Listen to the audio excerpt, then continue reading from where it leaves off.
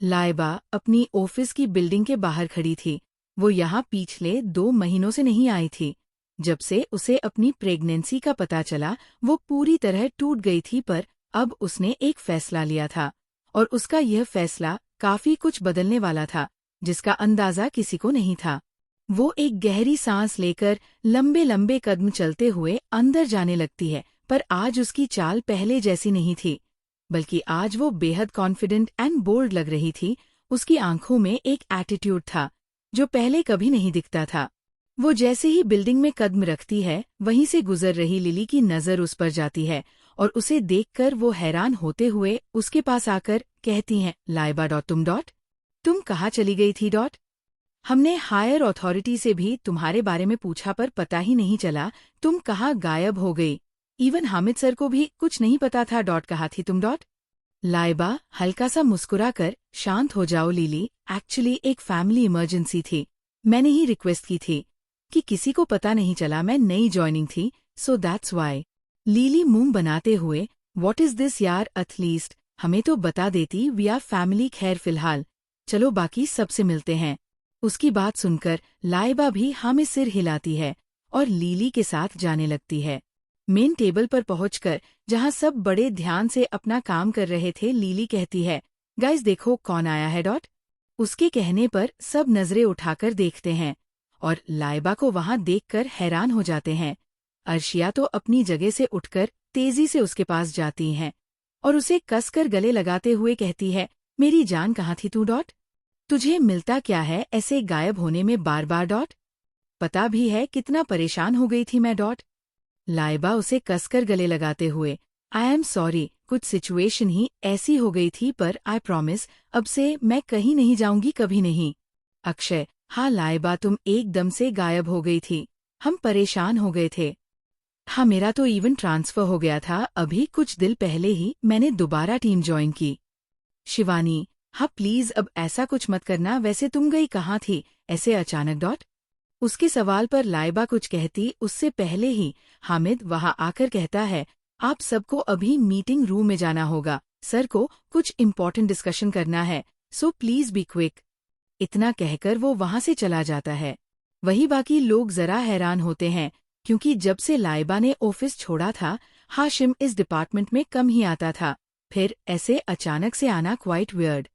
पर किसी में हिम्मत नहीं थी उससे सवाल करने की, इसलिए वो जल्दी से वहां से निकल जाते हैं मीटिंग रूम की तरफ। वो लोग जल्दी से मीटिंग रूम में पहुंचकर हाशिम के आने का इंतजार करने लगते हैं और उन्हें ज्यादा इंतजार करना भी नहीं पड़ता जब हाशिम हामिद के साथ मीटिंग रूम में एंटर करता है। उसे आता देख सब अपनी अपनी जगह से खड़े हो जाते हैं और हाशिम, जिसका ध्यान सिर्फ उस स्काई ब्लू कलर के फ्रॉक सूट पहनी लड़की पर था, वो सबको एक दफा देखकर हाथ के इशारे से बैठने का कहता है और फिर खुद भी अपनी हेड चेयर पर बैठ जाता है। उसके बैठते ही बाकी सब भी अपनी जगह पर बैठने लगते हैं। ऑब्वियसली उसके बैठने से पहले बैठने की तो किसी की हिम्मत थी नहीं। लाइबा अभी अपनी जगह पर बैठने वाली थी कि तभी हाशिम उसकी तरफ देखकर पूछता है, मिस लाइबा, मुझे अभी अभी हायर अथॉरिटी से पता चला कि आप लास्ट 2 मंथ से वेकेशन पर है, जान सकता हूँ? कौन सी इमरजेंसी आ गई थी जो इस तरह आपको जाना पड़ा? उसकी बात सुनकर लाइबा उसे घूर कर देखती है। उसे समझ नहीं आ रहा था कि हाशिम करना क्या चाह रहा है। वो अच्छे से उसकी सिचुएशन से वाकिफ था, फिर भी इस तरह सवाल कर रहा था, पर फिर कुछ सोचकर वो जबरदस्ती मुस्कुराते हुए कहती है, वो दरअसल सर कुछ फैमिली प्रॉब्लम थी। हाशिम दिलचस्पी लेते हुए, अच्छा कैसी प्रॉब्लम? लाइबा उसे बुरी तरह घूर रही थी। उसे समझ नहीं आ रहा था कि वो उसके साथ ऐसा क्यों कर रहा है, पर कुछ तो कहना ही था, इसलिए वो दोबारा जबरदस्ती मुस्कुराते हुए कहती है, वो सर में मेरे भाई की तबीयत ठीक नहीं थी।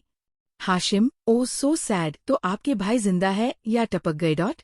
उसकी बात सुनकर सभी हैरानी से उसे देखने लगते हैं। मतलब कोई कैसे ऐसा कह सकता था? वही लाइबा का तो दिल चाह रहा था कि अपने सामने बैठे हाशिम का सिर फोड़ दे, पर बेचारी मजबूर थी। वो कहती है, नहीं सर बिल्कुल ठीक है वो। हाशिम, ओ दैट्स गुड, खैर मुझे आप लोगों से कुछ कहना है। मिस्टर आसिम आजमी की शादी के डेकोर और अरेंजमेंट का कॉन्ट्रैक्ट हमें मिला है और आप लोगों की टीम ये सब कुछ हैंडल करेंगी and miss Liba is going to lead the team. उसकी बात सुनकर अर्शिया हैरानी से लाइबा को देखती हैं। वो सब जानती थी उसके बारे में, पर उसे और हैरानी तब होती है जब वो लाइबा को इतना शांत देखती हैं। लिली, पर सर लाइबा तो अभी इंटर्न है और इतना वर्कलोड वो हैंडल नहीं कर पाएंगी, लेट हर असिस्ट। हाशिम उसकी बात सुनकर उसे घूरते हुए, मुझे आपसे बेहतर पता है miss Lily, so let me take the decision. उसकी बात सुनकर लिली भी चुप हो जाती है, उसे सच में लाइबा की फिक्र थी। लाइबा, सर मैं लीड नहीं कर पाऊंगी आप। हाशिम उसकी बात बीच में काटते हुए, मैंने आपसे पूछा नहीं है, इन्फॉर्म किया है, so now you guys can go. आधे घंटे में लोकेशन पर पहुंचना है आपको dot and one more thing, I am taking care of this project on my own, तो आप सब इनडायरेक्टली मेरे अंडर काम कर रहे हैं। उसकी ये बात सुनकर सब बहुत खुश होते हैं। अब भाई हाशिम के अंडर काम करना तो एक प्रिविलेज था, पर वो लोग उसे और नाराज नहीं कर सकते थे, इसलिए जल्दी से अपनी अपनी जगह से उठकर जाने लगते हैं। आधे घंटे में उन्हें लोकेशन पर जो पहुंचना था, तभी हाशिम लाइबा को देखकर कहता है, मिस लिबा can I have a minute with U dot. उसके ऐसे रोकने पर वो सबकी तरफ देखती है, फिर अपनी जगह पर ही खड़ी रह जाती है और बाकी सब भी वहां से चला जाते हैं। हाशिम सबके जाने के बाद हामिद को भी जाने का इशारा करता है और वो भी इशारा समझकर वहां से चला जाता है। हाशिम धीरे धीरे चलकर लाइबा के पास आता है और उसके सामने खड़े होकर अपनी पॉकेट में हाथ डालकर हल्का सा उसके ऊपर झुकते हुए कहता है, डर लग रहा है डॉट। उसकी बात सुनकर लाइबा उसकी तरफ देखकर कॉन्फिडेंस से कहती है, नहीं। उसकी बात सुनकर हाशिम हल्का सा मुस्कुरा कर कहता है, गुड, याद रखना शेरनी किसी से नहीं डरती पर सब उससे डरते हैं और तुम मेरी टाइगर हो। लाइबा कुछ सोचकर, क्या शेर भी शेरनी से डरता है डॉट। हाशिम उसकी बात सुनकर हल्का सा मुस्कुराकर, शायद हाँ डॉट। उसकी बात सुनकर लाइबा के चेहरे पर भी मुस्कुराहट आ जाती है। हाशिम उसका सिर सहलाते हुए, जाओ सब इंतजार कर रहे हैं और हाँ याद रहे मैं हमेशा तुम्हारे साथ हूँ। लाइबा, आप नहीं आएंगे डॉट। हाशिम, जब तुम्हें जरूरत होगी मैं वहीं होऊंगा डॉट, अब जाओ।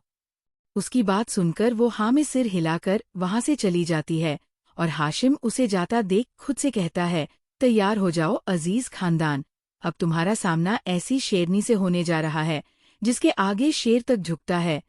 अब से इस खेल के उस पड़ाव की शुरुआत होगी जहां से तुम्हारे बुरे दिन शुरू, क्योंकि मेरी शेरनी अब उसके शेर के पास है। लाइबा अपनी टीम के साथ अजीज मेशन के सामने खड़ी थी। उसकी आंखों के सामने वो सब कुछ आ रहा था जब इसी घर में उसके साथ ज्यादतियां हुई थी और आज जिंदगी उसे फिर यहाँ ले आई थी, पर अब काफी कुछ बदल चुका था और जो सबसे बड़ी चीज बदली थी वो थी लाइबा खुद। अर्शी उसे इस तरह खोया हुआ देखकर कहती है, तू ठीक है ना डॉट। देख, अगर तुझे ये नहीं करना तो फिक्र मत कर, हम सब संभाल लेंगे। लाइबा एक गहरी सांस लेकर, नहीं, ये मेरी जिंदगी का एक हिस्सा है जिससे मैं भाग नहीं सकती, सिर्फ सामना कर सकती हूँ और मैं वो जरूर करूंगी डॉट। ये कहते वक्त उसकी आंखों में चमक थी जिसे देखकर अर्शी भी एक पल को चौंकी, क्योंकि ये वो लाइबा नहीं थी जिसे वो जानती थी, ये तो जैसे कोई और थी। लिली, चलो अब हम लोग क्या यही खड़े रहेंगे डॉट।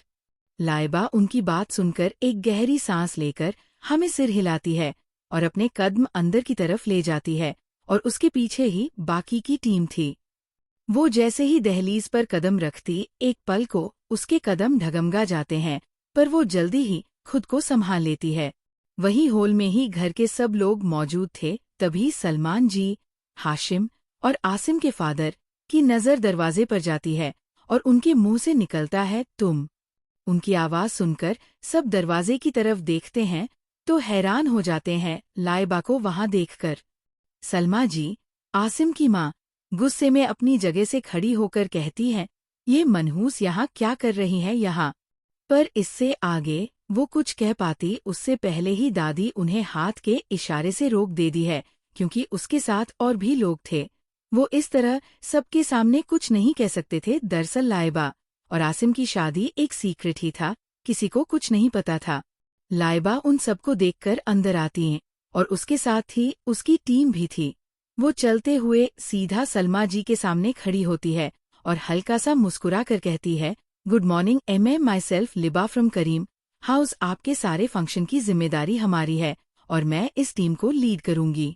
उसकी बात सुनकर सलमान जी, सलमा जी और दादी तीनों शॉक हो जाते हैं, क्योंकि किसी ने इतना नहीं सोचा था कि वो करीम हाउस जैसी जानी मानी जगह पर काम कर सकती, जहां बड़ों बड़ों को पापड़ बेलने पड़ते थे। सलमा जी गुस्से में उसे कुछ कहने ही वाली थी कि तभी सलमान जी आगे आकर बाकी लोगों से कहते हैं, आप लोग प्लीज गार्डन में जाइए, वहां पर आपके लिए रिफ्रेशमेंट का इंतजाम है। और मिस लाइबा, आप यहाँ रुकिए जरा, हमें कुछ बात करनी है।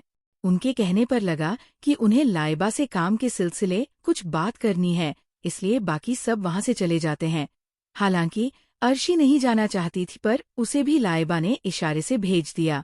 सबके जाते ही सलमा जी लाइबा के पास आकर गुस्से में चिल्लाते हुए कहती है, तुम मनहूस लड़की, यहाँ क्या कर रही हो? भूल गई, मेरे बेटे ने धक्के मारकर निकाला था तुम्हें। और ये क्या नाटक है तुम्हारे? तुम जैसी ग्वार को नौकरी कैसे मिल गई? लाइबा उनकी बात सुनकर हल्का सा मुस्कुराकर, बिल्कुल नहीं मिसेज अजीज, कुछ नहीं भूली। मैं वैसे तो आप लोग याद रखने वाली चीज नहीं है, पर मेरी याददाश्त बहुत अच्छी है। और रही बात मेरी जॉब की, तो अब हीरे की परख तो जौहरी को ही होगी, और आप लोगों में से तो किसी को असली चांदी तक की परख नहीं है, हीरा तो फिर दूर की चीज है। उसे इस तरह जवाब देता देख पूरे हॉल में शांति छा गई। जिस लाइबा को वो लोग जानते थे, वो ऐसी तो बिल्कुल नहीं थी। वो तो सिर्फ रोना जानती थी, पर अभी जो उनके सामने थी वो तो कोई और ही थी। सलमा जी और दादी का तो जैसे ईगो हर्ट हो गया। उसे जवाब देता देखकर दादी आगे आकर गुस्से में उसे मारने के लिए हाथ उठाने वाली होती है। तभी लाइबा उनका हाथ पकड़कर कहती है, गलती से भी ये गलती मत कीजिए, क्योंकि अगर मैंने हाथ उठाया तो आपको उठाने की नौबत आ जाएगी, वो भी 4 कंधों पर, समझी? और हाँ, मैं आपकी वो सो कॉल्ड एक्स बहू नहीं हूँ जिसे आप टॉर्चर करेंगी। अगर मुझे छुआ भी तो किसी और को छूने लायक नहीं छोड़ूंगी। इतना कहकर वो वहां से गार्डन की तरफ जाने लगती है। तभी सलमान जी उसे रोकते हुए गुस्से में कहते हैं, ये क्या तरीका है बात करने का? भूल गई कितने एहसास किए हैं हमने तुम पर? उनकी बात सुनकर उसके जाते कदम रुक जाते हैं और वो उनकी तरफ पलटकर कहती है, ओ हाँ अंकल जी, कैसे भूल सकती हूँ मैं? आप लोगों ने तो मेरी जिंदगी जहन्नुम बनाकर बहुत एहसान किया है मुझ पर, कैसे भूल सकती हूँ मैं? पर अब आप फिक्र मत कीजिए, सारे एहसास चुकाने का वक्त आ गया है, वो भी विद टैक्स एंड जीएसटी। और हाँ, एक आखिरी बात, मैं यहाँ यूं ही नहीं आपकी होने वाली बहू ने की थी कि करीम डेकोर इस शादी को ऑर्गेनाइजेशन करे, तो जरा तमीज से पेश आइए, वरना ना तो ये फंक्शन रहेगा ना आपकी इज्जत। इतना कहकर वो बड़े स्टाइल में उन्हें आंख मारकर वहां से चली जाती है। और दादी, सलमान साहब और सलमा जी आंखें खोले उसे देखते रह जाते हैं। मतलब उन्हें यकीन नहीं हो रहा था कि किसी में इतना बदलाव हो सकता है। कहाँ उसमें इतनी हिम्मत नहीं थी कि अपने साथ हो रही जातियों के बाद भी वो अपने लिए आवाज तक उठा सके, और कहाँ यहाँ हो उनको मुंह दूर जवाब देकर गई है, ऊपर से धमकी भी दी है। सलमा जी सलमान साहब को देखते हुए, आपने देखा कैसे बेइज्जती की इसने हमारी ये कल की लड़की, जिसकी कोई औकात नहीं है हमारे सामने, जो कुछ दिन पहले तक हमारी पनाह की भीख मांग रही थी। आज इसकी हरकत देखिए। दादी गुस्से में, बहू बिल्कुल ठीक कह रही है, इसे अभी के अभी यहाँ से थक्के मारकर निकालो, मुझे ये लड़की 1 मिनट यहाँ बर्दाश्त नहीं है। सलमान जी उन्हें समझाते हुए, हम ऐसा नहीं कर सकते, वो अकेली नहीं आई है, बल्कि एक टीम है उसके साथ, और वो खुद इस पूरी टीम को लीड कर रही है। अगर हमने ज्यादा कुछ किया तो बात बाहर आ जाएगी, और इस वक्त हम अपनी इज्जत के साथ नहीं खेल सकते। और वैसे भी आपने देखा ना, जिस तरह से वो बात कर रही थी, वो कोई पुरानी वाली लड़की नहीं थी जिसके साथ हम ज्यादतियां कर सकते थे। इसे देखकर तो ऐसा लगता है कि कर नजर उठाकर भी देखा तो आंखें नोच लगी, इसलिए फिलहाल शांत रहिए। और हाँ, आसिम को कॉल कर घर बुलाइए, वही हैंडल करेगा इसे। इतना कहकर वो वहां से चले जाते हैं। सलमा, मैं इस लड़की को छोड़ूंगी नहीं, हिम्मत कैसे हुई इसकी मुझसे बदतमीजी करने की?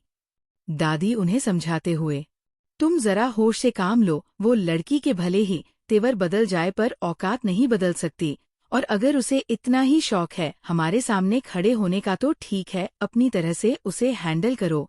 ये जो हिम्मत वो लेकर आई है ना 2 दिन नहीं टिकेगी। और वैसे ही जब आसिम की शादियों की तैयारी खुद करेगी ना, तब पूरी की पूरी हिम्मत टूट जाएगी। उसे टॉर्चर करने का इससे अच्छा तरीका और कोई नहीं हो सकता। जब वो आसिम के साथ सानिया को देखेगी तो पल पल मारेगी और इससे बड़ी जीत हमारे लिए कोई नहीं हो सकती। और फिर हम तो हैं ही उसके जले पर नमक छिड़कने के लिए, उस जैसी खटिया और 2 कौड़ी की लड़की के लिए तुम्हें परेशान होने की जरूरत नहीं है, समझी? सलमा जी कुछ सोचकर टेढ़ा मुस्कुराते हुए कहती है, बिल्कुल ठीक कहा आपने अम्मी, इस लड़की की असली औकात तो मैं इसे बताऊंगी। उनकी बात सुनकर दादी भी मुस्कुरा देती है। और शूद्र से लेकर आखिर तक का यह सीन कोई और भी अपने टेप की स्क्रीन पर देख रहा था और उसके चेहरे पर इस वक्त एक प्राउड स्माइल थी। हाशिम लाइबा की सेफ्टी को लेकर कोई रिस्क नहीं ले सकता था, इसलिए उसने पहले ही अजीज हाउस में कैमरास इंस्टॉल करा दिए थे ताकि कुछ भी हो तो वो तुरंत एक्शन ले पाए। और जब से लाइबा यहाँ आई थी तब से लेकर अभी तक की सारी बातें उसने सुनी भी थी और लाइबा का सैसी एटीट्यूड भी देखा था। ये देखकर वो मुस्कुराते हुए अपनी टैर पर पीछे लीन होते हुए कहता है, अभी तो शुरुआत है, ये तो ठीक से ट्रेलर भी नहीं, पिक्चर तो अभी बाकी है। फिर स्क्रीन पर लाइबा को देखकर अपनी उंगलियों से उसके अक्स को छूते हुए कहता है, दैट्स माई गर्ल, और फिर मुस्कुराने लगता है। आसिम की कार अजीज हाउस के मेन एंट्रेंस पर आकर रुकती है। वो खुद गाड़ी से उतरता है और उसके साथ सानिया भी बाहर आती है। दरअसल कल दोनों साथ ही थे किसी होटल में और फिर सुबह डायरेक्टर यहीं आ गए। सानिया उसका हाथ पकड़ते हुए बेहद अदा से मुस्कुराते हुए कहती है, चले बेबी। आसिम सिर्फ हाँ में सिर हिला देता है। कहने को तो उसके हिसाब से वो सानिया से मोहब्बत करता था, पर अजीब थी ये मोहब्बत जिसमें ना कोई फिक्र थी ना कोई चाहत। पर सवाल ये था कि क्या ये मोहब्बत थी भी या सिर्फ असीम का एक वहम। कभी कभी हम इतने कंफ्यूज हो जाते हैं कि अपने अंदर के जज्बातों को समझ ही नहीं पाते। आसिम के साथ भी यही हो रहा था। उसे जो चीज उसे मोहब्बत लग रही थी वो शायद मोहब्बत थी ही नहीं, और जो मोहब्बत थी वो करीब नहीं थी और ना कभी आने वाली थी। कुछ चीजें थी जिसका एहसास उसे अभी हुआ नहीं था, पर जिस पल उन सब का एहसास होगा वो टूट कर बिखर जाएगा, पर इस बात का अंदाजा उसे अभी नहीं था। वो सानिया के साथ ही अंदर मैशन की तरफ जा रहा था, तभी अचानक उसके कदम ठिठक गए जब उसकी नजर गार्डन में खुलकर मुस्कुराती हुई लाइबा पर गई, जो अपनी टीम को कुछ समझते हुए हंस रही थी। शायद उनमें से किसी ने कोई जोक सुनाया होगा।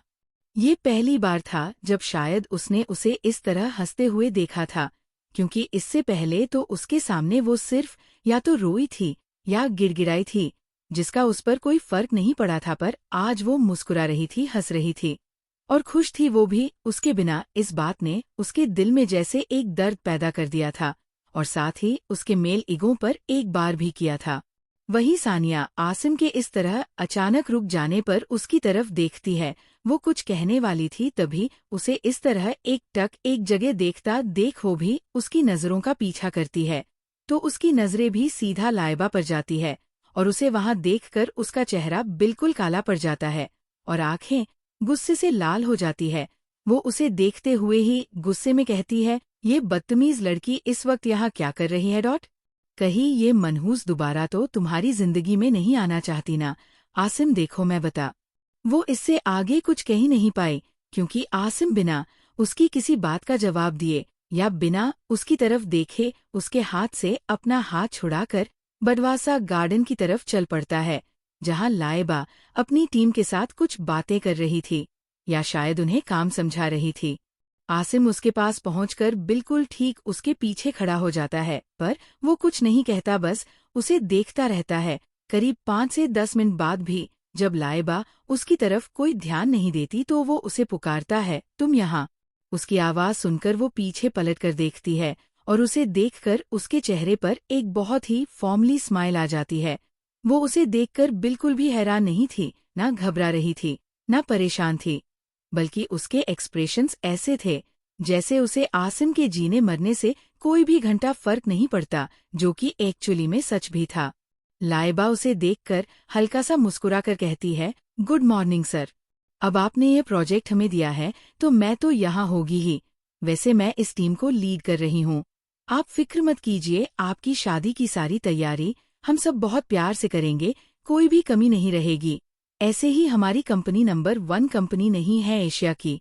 इतना कहकर वो अर्शिया की तरफ देखकर कुछ इशारा करती है तो अर्शिया, जो अभी तक हैरानी से असीम को और उसे देख रही थी, वो जल्दी से होश में आकर वही पास में टेबल पर रखा एक फ्लावर बुके उठाकर लाइबा की तरफ बढ़ाती है तो लाइबा भी उससे फ्लावर बुके लेकर आसिम की तरफ बढ़ाते हुए वैसे ही प्रोफेशनली मुस्कुराते हुए कहती है, ये कंपनी की तरफ से आपके लिए सर मैं उम्मीद करती हूँ और ऊपर वाले से दुआ करती हूँ कि आपकी शादी बहुत खुशी से गुजरे और आप और मैम हमेशा साथ रहें।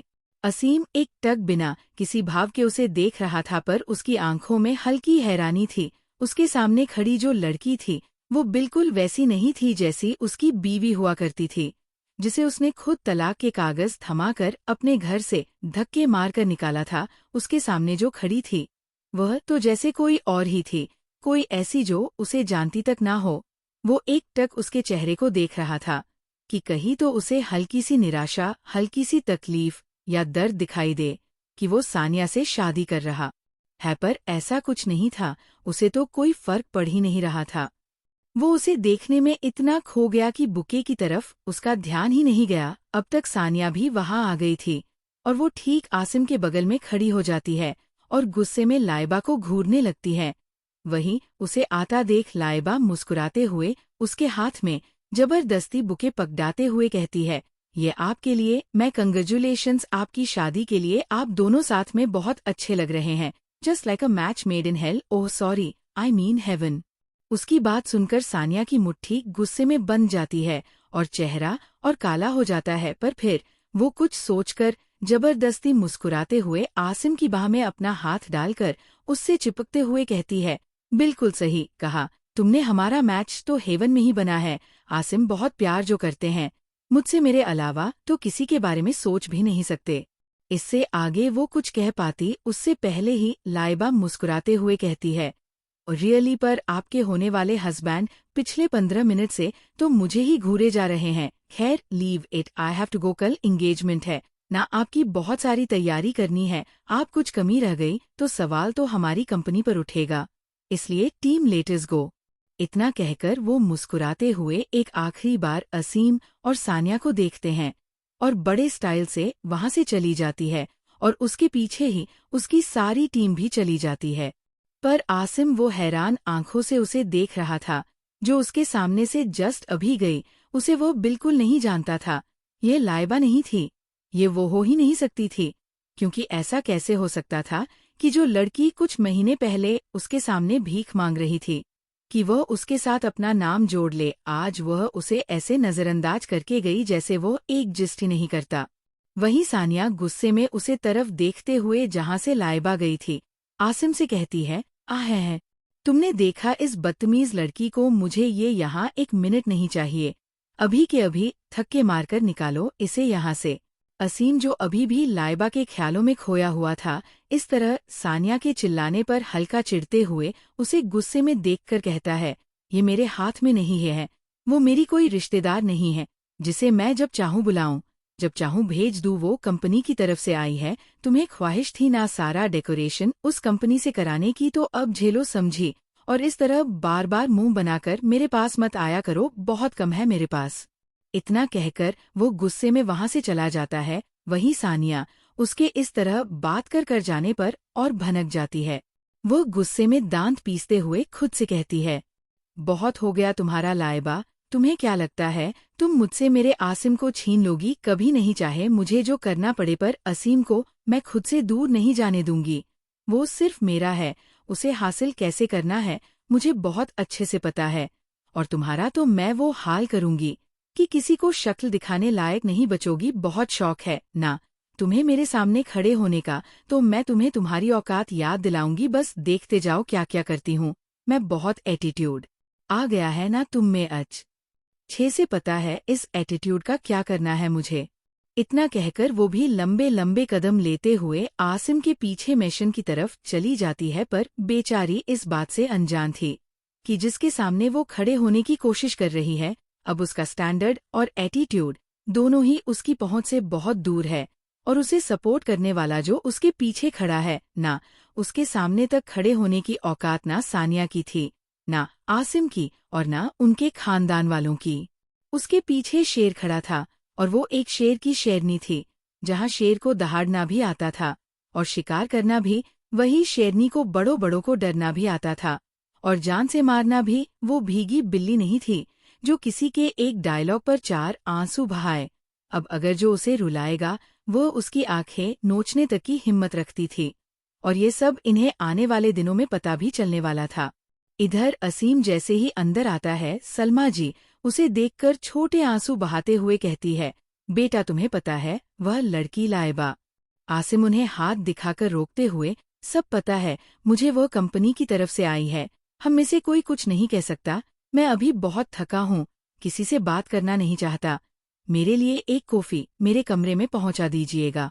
इतना कहकर वो वहां से चला जाता है। वही सलमा जी उसे हैरानी से देखती रहती है, क्योंकि पहली बार था जब उसने उनकी बात काटी थी, पर अब उन्हें कौन समझाए, क्योंकि उन लोगों की जिंदगी में काफी कुछ पहली बार होने वाला था।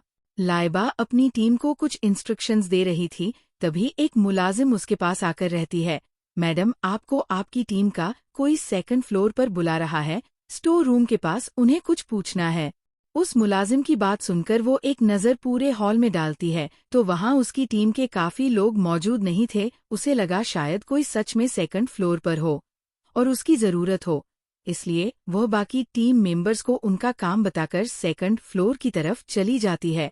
वह इस मिशन में 1 साल रही थी, उसे यहाँ के हर कमरे के बारे में पता था। 2nd फ्लोर पर आखिर में बना स्टोर रूम ज्यादातर बंद रहता था, उस एरिया में कोई जाता नहीं था, और ना ही 2nd फ्लोर पर ज्यादा कमरे थे।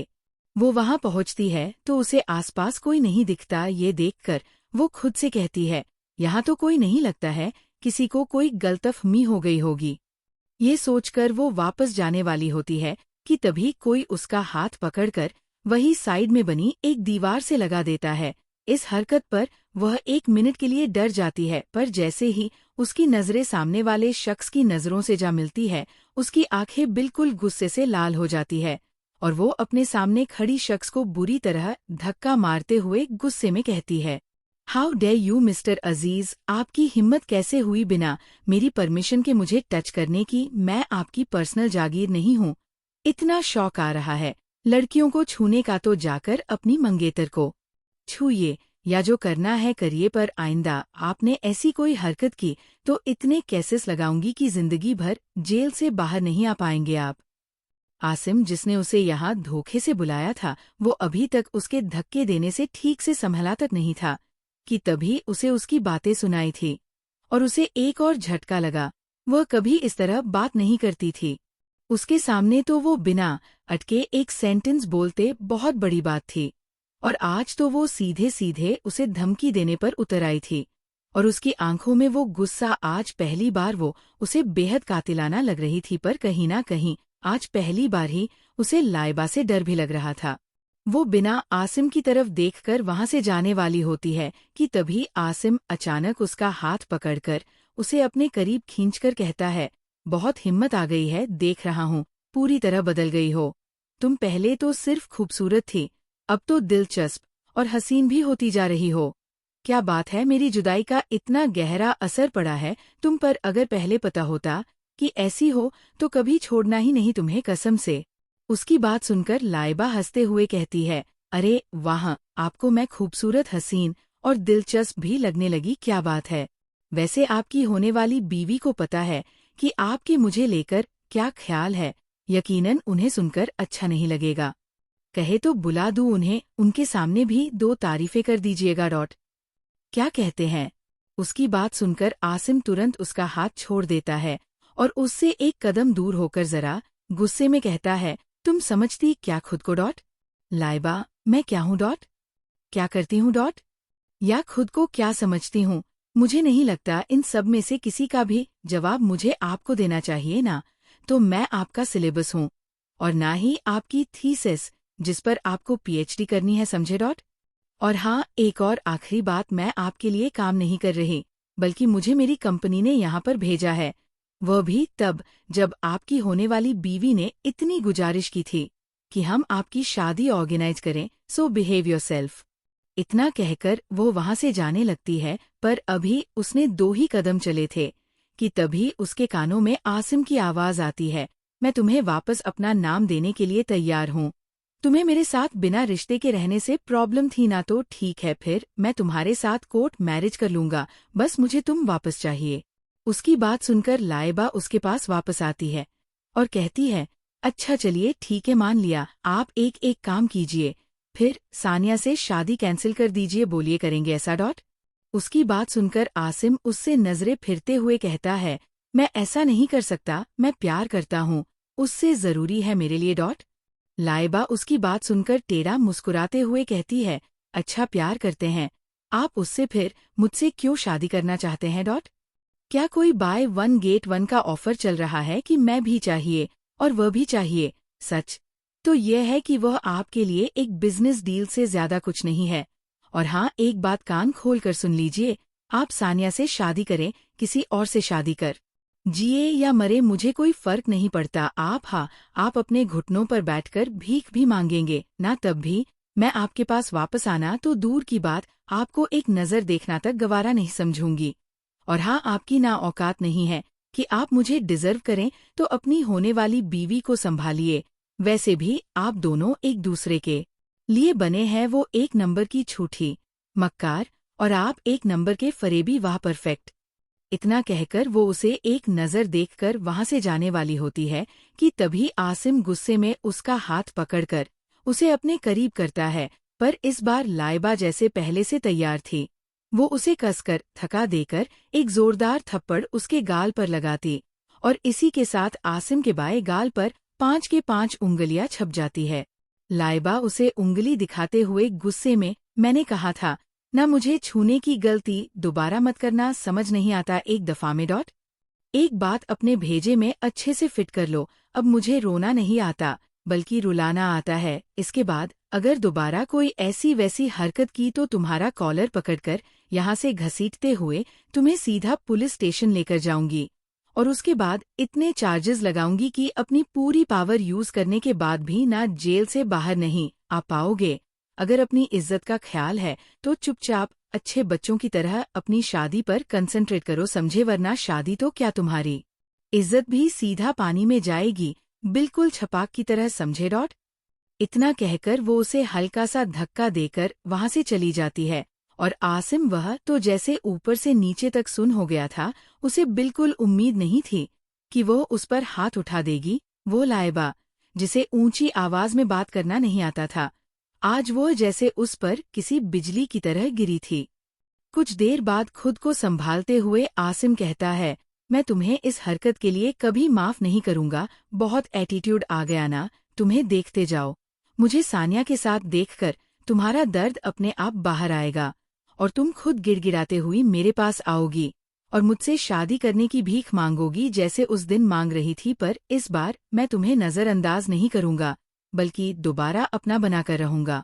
आहे, अब आसिम मियाँ को कौन बताएं कि उनके ये ख्वाब सिर्फ ख्वाब ही रहने वाले हैं, क्योंकि अब वो लाइबा नहीं है बल्कि हाशिम की टाइगर है, और जहां वो खुद बिजली है, हाशिम तो पूरा तूफान है। Just like she is the lightning and he himself is the storm. इधर आसिम हाउस के सामने एक के बाद एक काफी सारी गाड़ियां आकर रुकती है। उनमें से आगे की कुछ गाड़ियों में बॉडीगार्ड थे और पीछे की भी कुछ गाड़ियों में बॉडीगार्ड थे, और उन सारी गाड़ियों में जो गाड़ी सबसे बीचों बीच थी और सबसे ज्यादा लग्जीरियस लग रही थी, उसका साइड डोर खुलता है और उसमें से एक आदमी बाहर आता है और तुरंत जल्दी से दूसरी तरफ जाकर दरवाजा खोलता है और किसी के चमचमाते हुए जूते बाहर आते हैं और साथ ही एक बेहद रोबदार शख्स भी। इधर लाइबा वापस हाल में आ गई थी। आसिम की हरकत पर उसका दिमाग थोड़ा खराब हुआ था, पर फिर उसने अपने मूड बहुत जल्दी ठीक कर लिया था। वो वही सबका काम चेक कर रही थी, तभी उसका ध्यान मेन डोर को फूलों से डेकोरेट कर रहे आदमी पर जाता है, जो एक बड़े से स्टूल पर खड़ा होकर मेन एंट्रेंस पर फूल लगा रहा था। पर वो अपना काम ठीक से नहीं कर रहा था।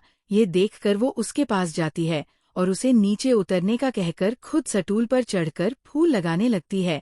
वो अभी फूल लगा ही रही थी कि तभी अचानक से सटूल का बैलेंस बिगड़ता है और वो गिरने ही वाली होती है कि तभी कोई उसे अपनी बाहों में थाम लेता है।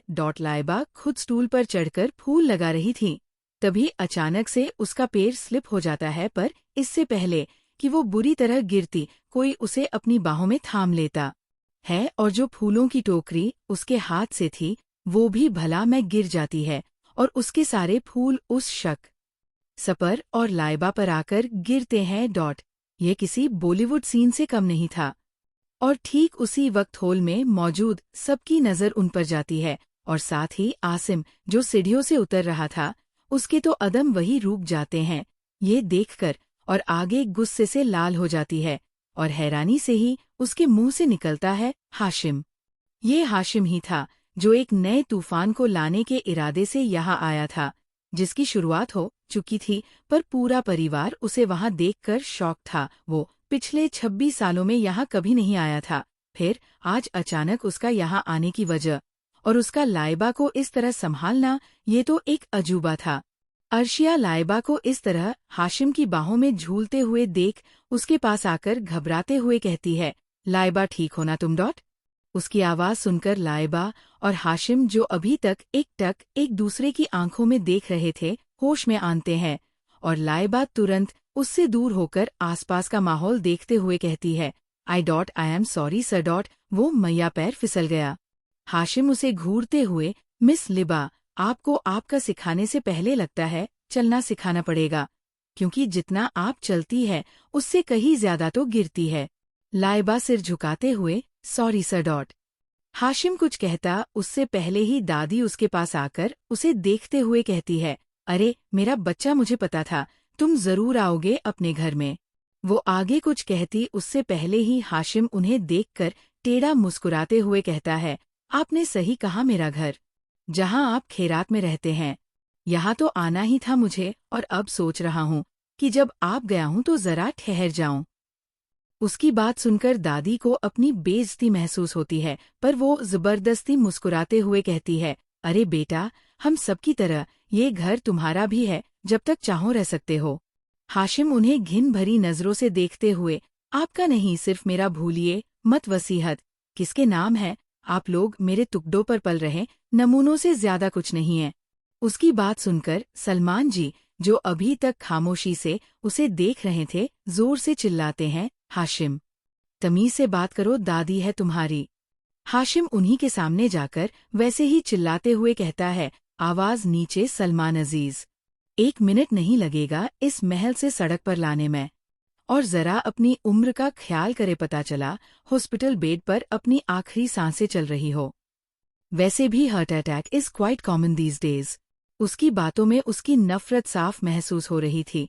वो कड़वाहट, वो दर्द, सब कुछ, बस फर्क इतना था, लाइबा के अलावा कोई इस चीज को महसूस नहीं कर पा रहा था। वो तो इस वक्त लाइबा के अलावा वहाँ कोई और स्टाफ नहीं था। हाशिम को आता देख उसके डर से सब अपने आप रफूचक्कर हो गए थे। वहाँ सिर्फ लाइबा थी और घर के कुछ लोग। उसकी बातें सुनकर सलमान जी गुस्से में कहते हैं, बाप हूँ मैं तुम्हारा हाशिम। हाशिम उन्हें देखते हुए बिना किसी भाव के, वही तो अफसोस है कि मेरी रगों में आपको खून दौड़ता है, और एक बात, और बाप तो आप बन गए पर अब्बू कभी नहीं बन पाए, इसलिए अपनी औकात में रहिए। अब तक आसिम भी वहाँ आ गया था। हाशिम को ऐसे गुस्से में देखकर वो कहता है, भाई आप अब्बू से ऐसे कैसे बात कर सकते हैं? माना कि आप नाराज है, पर फिर भी, और वो भी बाहर वालों के सामने। आखिरी लाइन उसने लाइबा की तरफ देखकर कही थी, उसकी बेइज्जती करना चाह रहा था, ये साफ था। हाशिम, जा लगता है तुम्हें मेरी बात सुनाई नहीं देती आसिम, ये तुम्हारे अब्बू है, मेरे नहीं। और हाँ, अगर दोबारा मुझे भाई कहा तो जबान खींच लूंगा। तुम्हारी मेरा सिर्फ एक भाई है, उसका नाम है बासिर। तुमसे या यहाँ पर मौजूद तुम्हारे घर वालों में से किसी से भी मेरा कोई राब्ता नहीं है, और रही बात बाहर वालों की, तो वो फैमिली है मेरी। मेरे एम्प्लॉइज मेरे लिए मेरी फैमिली ही होते हैं, समझे? तो तुम अपनी होने वाली बीवी पर कंसंट्रेशन करो, मेरी एम्प्लॉय पर नहीं। उसके जवाब ने आसिम को बिल्कुल चुप करा दिया। हाशिम वहीं मौजूद एक मुलाजिम को देखकर कहता है, ऊपर वाले फ्लोर पर 2 कमरे अरेंज करो। दादी, 2 क्यों? बेटा, क्या कोई और भी आ रहा है तुम्हारे साथ रुकने के लिए? हाशिम, ये मेरा मैशन है, मैं जिसे चाहूँ बुला सकता हूँ, पर फिलहाल ये दूसरा कमरा मिस लाइबा के लिए, वो भी शादी होने तक यही रुकेगी मेरे साथ। मेरी पर्सनल असिस्टेंट जो है, उनकी बहुत ज़रूरत पड़ती है मुझे। उसकी बात सुनकर लाइबा उसे देखने लगती हैं और सलमा जी गुस्से में कहती है, ये मनहूस लड़की यहाँ नहीं रहेगी। हाशिम उनकी बात काटकर उन्हें घूरते हुए कहता है, आप लोग वाकई इतने बेवकूफ़ है, या मुझसे बेइज्जती कराने में मज़ा आता है? जब आपका खुद का घर होना मिसेज अजीज, तब फैसला लीजिएगा। ये मेरा घर है, यहाँ मैं आपको रहने दे रहा हूँ, वही बहुत बड़ी बात है। इसलिए आप फैसला नहीं लेंगी कि कौन यहाँ रहेगा कौन नहीं। और हाँ, रही बात मनहूस की, तो कौन क्या है, कैसा है, इसकी डेफिनेशन मुझे आपको बताने की ज़रूरत नहीं है। आप खुद के कैरेक्टर पर ध्यान दीजिए। सेकंड हैंड चीज़ें यूज़ करने का बहुत शौक है आपको, वैसे भी उसे नहीं।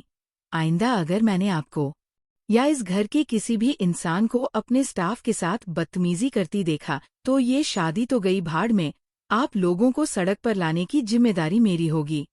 इतना कहकर वो लाइबा की तरफ देखकर कहता है, मिस लाइबा, आप मेरे कमरे में आइए, कुछ काम है। इतना कहकर वो वहां से चला जाता है और लाइबा भी उसके पीछे पीछे जाती है। इधर सलमा जी अपनी बेइज्जती पर गुस्से में कहती है, इस लड़के के तेवर देखें आप लोगों ने, और अब ये नौकरानी हमारे साथ रहेगी। आसिम, जिसके दिमाग में कुछ चल रहा था, वो सोचते हुए कहता है, ठीक है ना अम्मी, क्या मसला हो गया अगर वो यहाँ रहेगी तो? वैसे भी उसका हमसे कोई रिश्ता नहीं है, वो स्टाफ मेंबर है, हम कुछ नहीं कर सकते। और फिर वैसे भी सुना ना आपने भाई का गुस्सा, ये घर उनके नाम पर है, हम कुछ नहीं कर सकते। कौन रहेगा कौन नहीं है वो डिसाइड करेंगे। इसलिए अब इतनी छोटी छोटी बातों पर बहस मत कीजिए और लंच की तैयारी कीजिए, भूख लगी है मुझे। इतना कहकर वो वहां से चला जाता है। लाइबा हाशिम के कमरे के पास खड़ी थी। अजीज मेशन में भी उसका एक कमरा हमेशा से मौजूद था। हालांकि वो सालों पहले यहाँ से चला गया था, पर उसके दादा जान ने कभी उसके कमरे के साथ किसी को छेड़छाड़ नहीं करनी थी। आज भी मेशन का सबसे खूबसूरत और आलीशान कमरा उसका ही था, और उसके वहाँ मौजूद न होने पर भी मुलाजिम रोज उस कमरे को साफ करते थे। लाइबा, जो अभी तक कमरे के बाहर खड़ी थी, वो एक गहरी सांस लेकर अंदर जाती हैं। उसने दरवाज़ा नोक नहीं किया था, जाने अनजाने में वो हाशिम की चीज़ों पर हक जमाने लगी थी, जिससे वो खुद वाकिफ नहीं थी अभी। वो जैसे ही अंदर जाती है, हाशिम, जो उसकी तरफ पीठ कर कर खड़ा शायद उसका ही इंतजार कर रहा था, उसे उसकी प्रेजेंस फील हो जाती है और वो तुरंत पलटकर उसे देखता है और अगले ही पल तेजी से उसके पास आकर उसके चेहरे को अपने हाथों से भरकर फिक्र के साथ पूछता है, टाइगरा, यू ओके? ठीक हो ना तुम? कहीं लगी तो नहीं ना? ये कहते हुए वो उसे अच्छे से देखने लगता है। वही लाइबा उसके इस एकदम से बदले बिहेवियर से जरा चौंक जाती है। कहाँ वो अभी बाहर सबको सुना रहा था, और कहाँ एकदम से उसकी पूरी पर्सनैलिटी ही बदल गई। वो यही सब सोच रही थी कि तभी उसके कानों में हाशिम की आवाज़ दोबारा आती है, Hashim, I am asking something, Tiger, are you okay? कहीं दर्द हो रहा है या कुछ और डिस्कम्फर्ट? लाइबा हैश में आकर, मैं ठीक हूँ करीम साहब, आपने बचा लिया था मुझे, गिरने ही नहीं दिया, कुछ नहीं हुआ मुझे, ठीक हूँ मैं। उसकी बात सुनकर हाशिम आंखें बंद कर कर एक गहरी सांस लेता है, फिर उसका हाथ पकड़कर उसे वही बेड पर बिठाता है और खुद वही पास में रखे कॉफी टेबल से एक ट्रे लेकर आता है और उसे लाइबा के सामने रखता है। उसमें एक ग्लास जूस, कुछ सैंडविच और ओट मील था। हाशिम जूस का ग्लास उसकी तरफ बढ़ाते हुए, चलो अब फटाफट इसे फिनिश करो, तुमने लास्ट 2 आवर्स से कुछ नहीं खाया, it's not good for your health. Laiba मुंह बनाते हुए, नहीं, मुझे नहीं खाना, कुछ आपने ऑफिस से आते वक्त भी ऐसे ही जबरदस्ती से खिलवा दिया था, अब नहीं खाना मुझे कुछ। वो नखरे दिखा रही थी, पर इस बात का अंदाजा उसे भी नहीं था हाशिम के साथ बिताएं इन पिछले 3 महीनों में वो नखरे करना, नाराज होना सीख गई थी, जो उसे सारी जिंदगी नहीं आया, और सीखे भी क्यों ना। अब उसे पता था कोई है उसे मनाने के लिए, उसके नखरे उठाने के लिए है। जिस तरह वो उसकी फिक्र करता था, उसे अटेंशन देता था, उसे इन सब की आदत होने लगी थी। और हो भी क्यों ना कहने को, सिर्फ उसके पास एक माँ थी आज तक जो उसकी परवरिश के लिए पैसा इकट्ठा करने में इतना खो गई कि कभी ये ख्याल ही नहीं रहा कि उनकी बेटी को मोहब्बत की भी जरूरत है। और फिर उनके जाने के बाद जब आसिम से शादी हो गई तब तो और सब कुछ बदल गया। फिर तो वो अपनी इज्जत को तार तार होता देखती थी। मोहब्बत और फिक्र जैसे शब्द तो उसके लिए सोचना तक गुनाह था। हाशिम उसे समझाते हुए, tiger now don't be stubborn, तुम्हें डॉक्टर ने हर 1-2 घंटे में कुछ खाने को कहा है, इसलिए लिसन टू मी और अच्छे बच्चों की तरह फिनिश इट ऑल। लाइबा, आप समझिए ना, मेरा मन नहीं है और भूख भी नहीं लग रही है।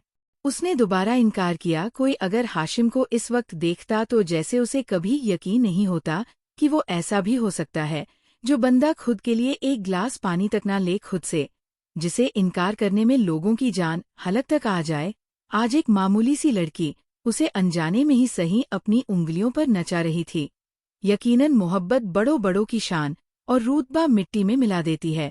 हाशिम, इस बार जरा सख्ती से, मैंने कहा ना, इसे फिनिश करो। तुम्हें भूख नहीं होगी पर हमारे बच्चे को है तो फिनिश इट नाउ क्विक। हमारा बच्चा, कितने हक से कहा था उसने। यह उसके मुंह से ये सुनकर वो उसे बस देखती ही रह गई। वहीं उसे ऐसे खोया हुआ देखकर वो आगे कहता है, tiger, I am not your half husband right now, I am your boss, तो चुपचाप खाओ इसे, इट्स एन ऑर्डर। उसकी आवाज सुनकर वो होश में आती है और उसके हाथ से जूस ले देती है, वरना वो उसके मुंह में जबरदस्ती खाना ठूस देता। यह देखकर वो खुद चुपचाप जूस पीने लगती हैं। इतना अलग था वो उसके साथ। कहाँ बाहर वो अभी सबकी बेइज्जती कर कर आया था और कहा अभी वो कितने प्यार और हक से उसे खिला रहा था। अगर कोई अभी आसिम के घर वाला उसे ये सब करता देख लेते तो वो तो वैसे ही हार्ट अटैक से मर जाते, क्योंकि जिस हाशिम को वो और दुनिया वाले जानते थे वो इतना मतलबी और खुदगर्ज था कि अगर उसकी वजह से किसी और का फायदा हो रहा होना तो वो अपना नुकसान कर लेगा, लेकिन किसी का फायदा ना करे पर गलती उसकी भी तो नहीं थी। जिंदगी में जब लोगों की जरूरत थी, अपनों के साथ की जरूरत थी, तब सब छोड़कर चले गए अम्मी अब्बू सब। और अब जब उसके पास ताकत है, पावर है, तो सबको उसके साथ जुड़े रिश्ते याद आने लगे। लाइबा जैसे ही जूस का ग्लास खाली करती है, हाशिम उससे ग्लास लेकर एक सैंडविच उसे खुद खिलाने लगता है अपने हाथों से। और लाइबा भी कुछ नहीं कहती, उसे पता था उसकी हेल्थ के मामले में वो कितना स्ट्रिक्ट है। ऐसे ही एक के बाद एक वो उसे 3 सैंडविच खिला देता है, पर अब उसकी पैट भर गया था। वो जो सैंडविच खा रही थी उसने अभी कुछ ही बाइट लिए थे, तभी वो मुंह बनाते हुए कहती है, बस अब और नहीं खाया जाएगा।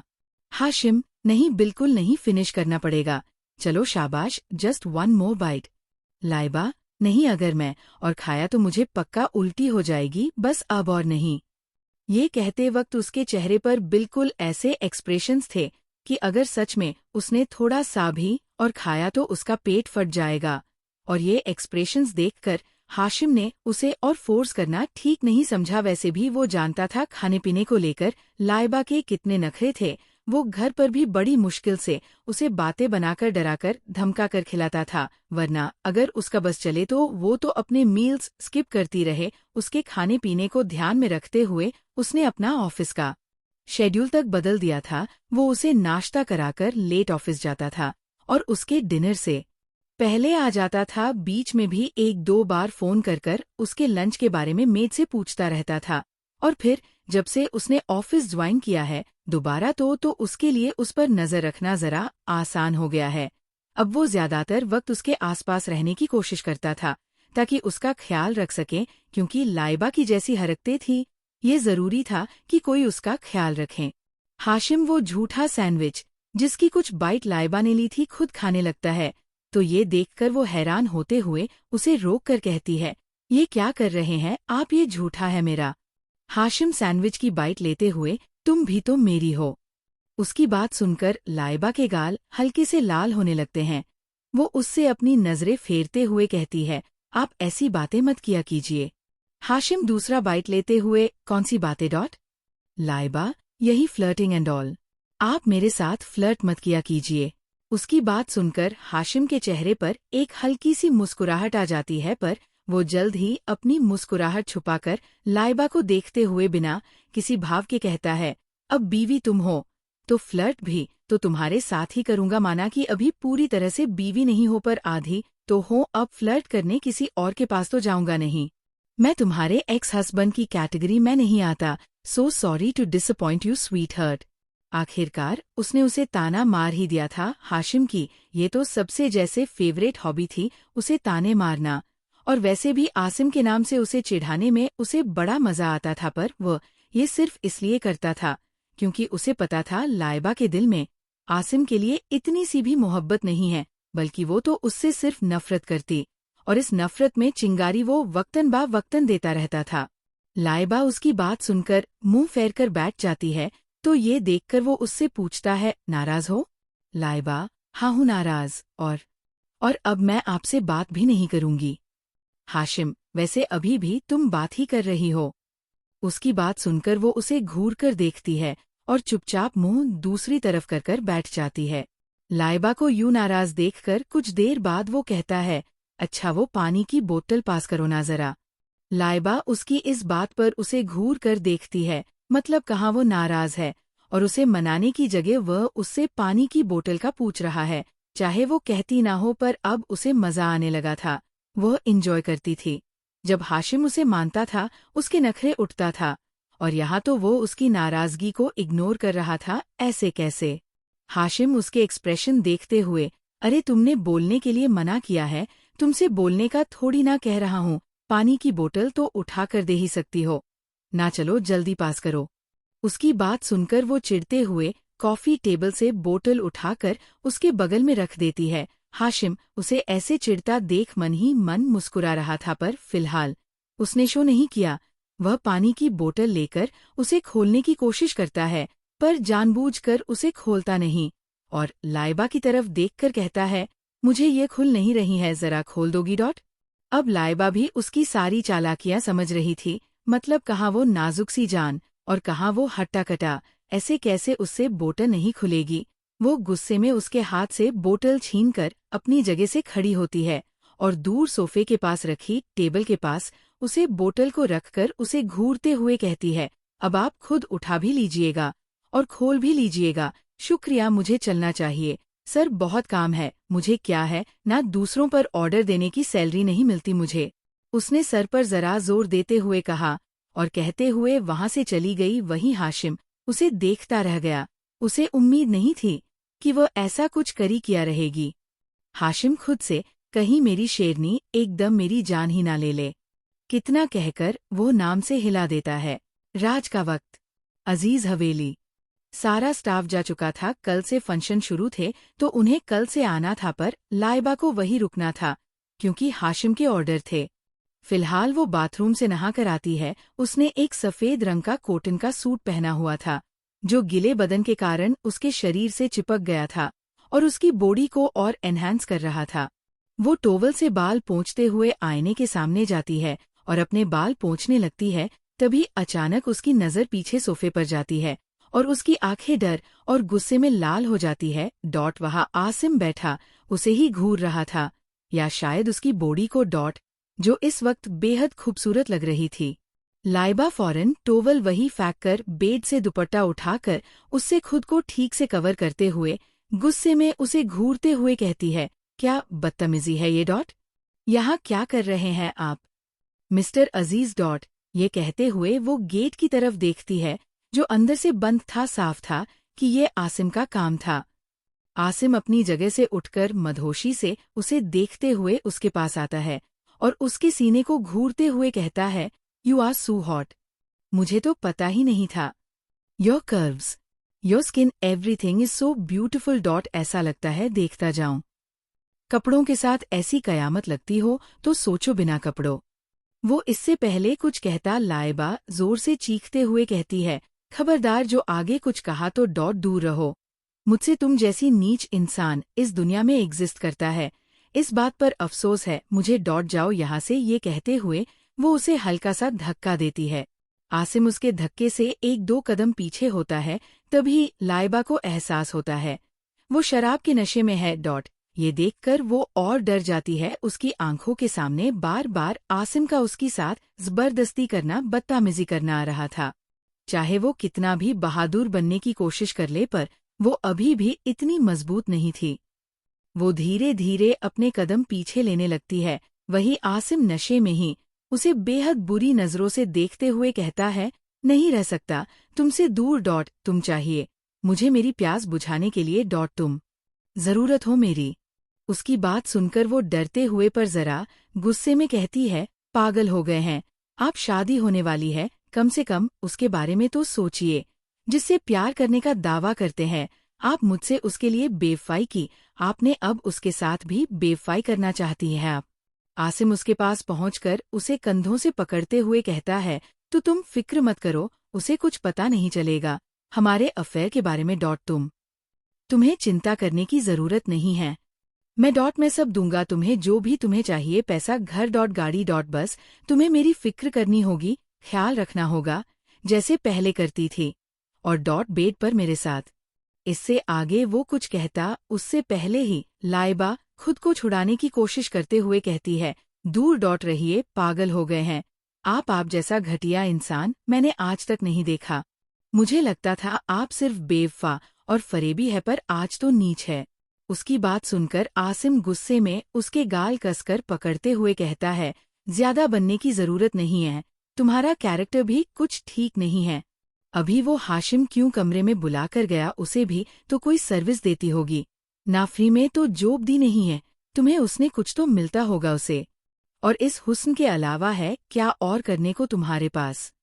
जैसे वो कैरेक्टरलेस वैसे डॉट ही तुम भी कैरेक्टरलेस डॉट, सच बताओ कितनी बार बिस्तर गर्म किया है उसका, वैसे तो वो एक चीज दौड़ाया इस्तेमाल नहीं करता, पर तुम्हारी बात अलग है डॉट, तुम तो नशा हो जो सर पर चढ़ता है सीधे डॉट, तो बताओ कितनी बार सोई हो उसके साथ, बोलो कितनी बार।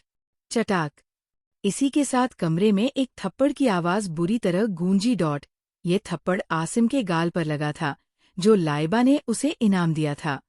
वो गुस्से में उसका कॉलर पकड़कर उसे घूरते हुए कहती है, खबरदार, जो उनके कैरेक्टर के बारे में कुछ कहा अपने लिए बर्दाश्त कर रही हूँ उनके लिए नहीं करूंगी। तुम जैसे लोगों की औकात तक नहीं है कि करीम साहब का नाम तक अपने लब पर लाए समझे, उनकी और तुम्हारी कोई बराबरी नहीं। और उन्हें किया कैरेक्टर सर्टिफिकेट दोगे, तुम 4 महीने से उनके पास हो, आज तक गलत तरह छूना तो क्या आंख उठाकर गलत नजर से देखा तक नहीं है उन्होंने डॉट, तुम जैसे नामर्द कभी नहीं समझेंगे कि हाशिम करीम क्या चीज है, समझे। आसिम के लिए उसके मुंह से हाशिम की तरफदारी में कहा गया हर एक शब्द अजाब था। वो गुस्से में पीछे से उसके बाल कसकर बेदर्दी से पकड़ते हुए कहता है, बड़ी तरफदारी कर रही हो, उसकी जानती कितना हो, उसे जानवर है वो, और ऐसा क्या किया उसने तुम्हारे लिए जो उसकी तारीफें खत्म नहीं हो रही।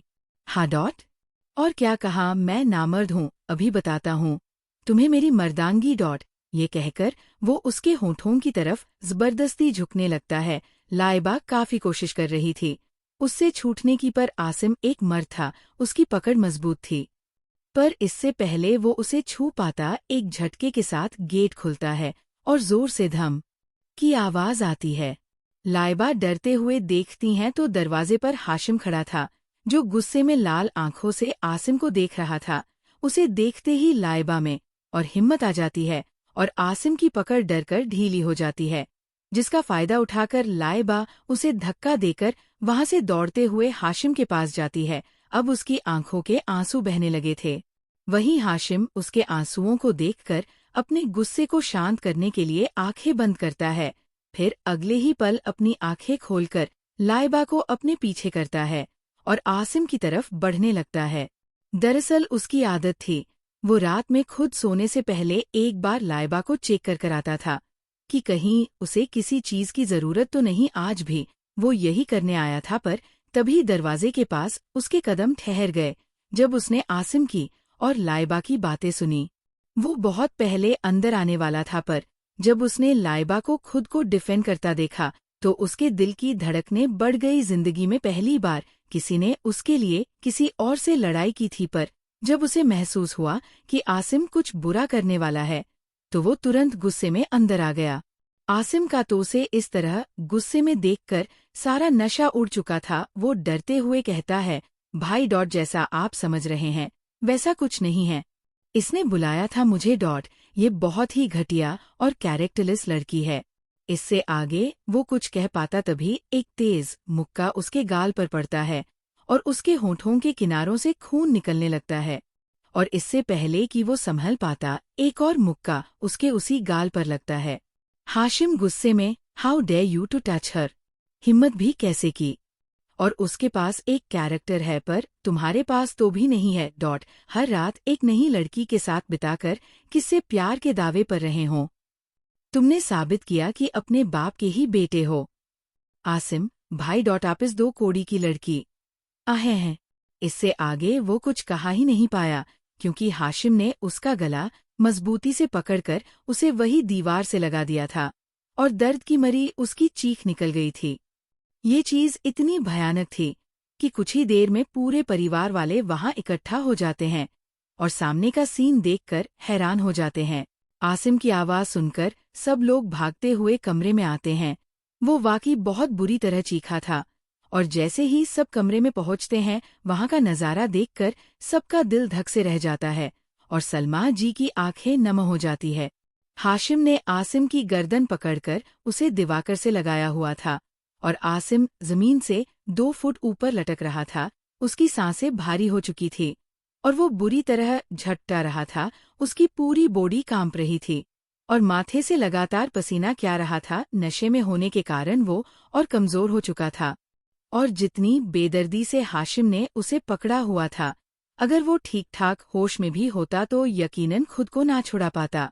धीरे धीरे उसकी बॉडी छटपटाना बंद करने लगी थी और उसकी आंखें धीरे धीरे बंद होने लगती है। ये देखकर घर वाले जो अभी तक शॉक में थे होश में आते हैं और सबसे पहले सलमान जी रोते हुए कहती है, आसिम मेरा बच्चा। हाशिम छोड़ो उसे।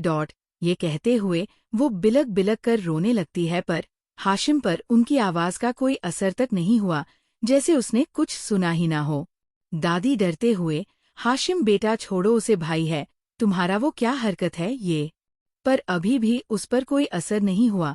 उसकी आंखों में जैसे खून उतर आया हो और वो सब कुछ तबाह करने पर उतर गया हो। सलमान जी जो अभी तक सब समझने की कोशिश कर रहे थे, वो गुस्से में चिल्लाते हुए कहते हैं, हाशिम छोड़ो उसे अभी के अभी, वरना मुझसे बुरा कोई नहीं होगा। पर अभी भी उस पर कोई असर नहीं हुआ। आसिम की आंखें धीरे धीरे बंद होने लगी थी और ये देखकर सलमा जी का रोना और तेज हो गया था। ठीक तभी हाशिम एकदम से उसे छोड़ देता है और वो लड़खड़ाते हुए गिर जाता है। उसमें जान ना के बराबर थी।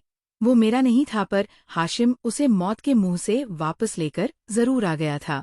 हाशिम एक पल उसे घूरता है, फिर पंजों के बल बैठकर उसका जबड़ा पकड़ते हुए धीमी आवाज में कहता है, चाहता तो आज जान ले सकता था, पर जो तुमने किया है उसकी सजा मौत नहीं है, बल्कि उससे भी कहीं ज्यादा दर्दनाक है। आई प्रॉमिस, आज जो ये जिंदा छोड़ा है ना तुम्हें अफसोस करोगे। इसके लिए तुम अगर ये जिंदगी तुम्हारे लिए बोझ ना बना दी तो मैं भी हाशिम करीम नहीं। इतना कहकर वो उठता है और आसिम की हथेली को ही बुरी तरह कुचलकर आगे बढ़ जाता है और वही खड़ी खामोशी से सब कुछ देख रही लाइबा के पास जाता है, जो अभी तक खामोश थी। ना उसके कुछ कहा और ना ही हाशिम को आसिम की जान लेने से रोकने की कोशिश की। उसे कोई फर्क नहीं पड़ रहा था आसिम के जीने या मरने से। हाशिम किसी की तरह बिना देखे उसका हाथ मजबूती से पकड़कर वहां से ले जाने लगता है, पर अचानक सलमान जी के पास अपने कदम रोकर उसकी आंखों में अपनी आंखें डालकर बेहद नफरत से कहता है, आपसे बुरा कोई हो ही नहीं सकता। जाइए संभालिए अपने बेटे को, भीख में उसकी जान दी है आपको। इतना कहकर वो लाइबा को लेकर वहां से चला जाता है और सलमान जी का दिल थक से रह जाता है।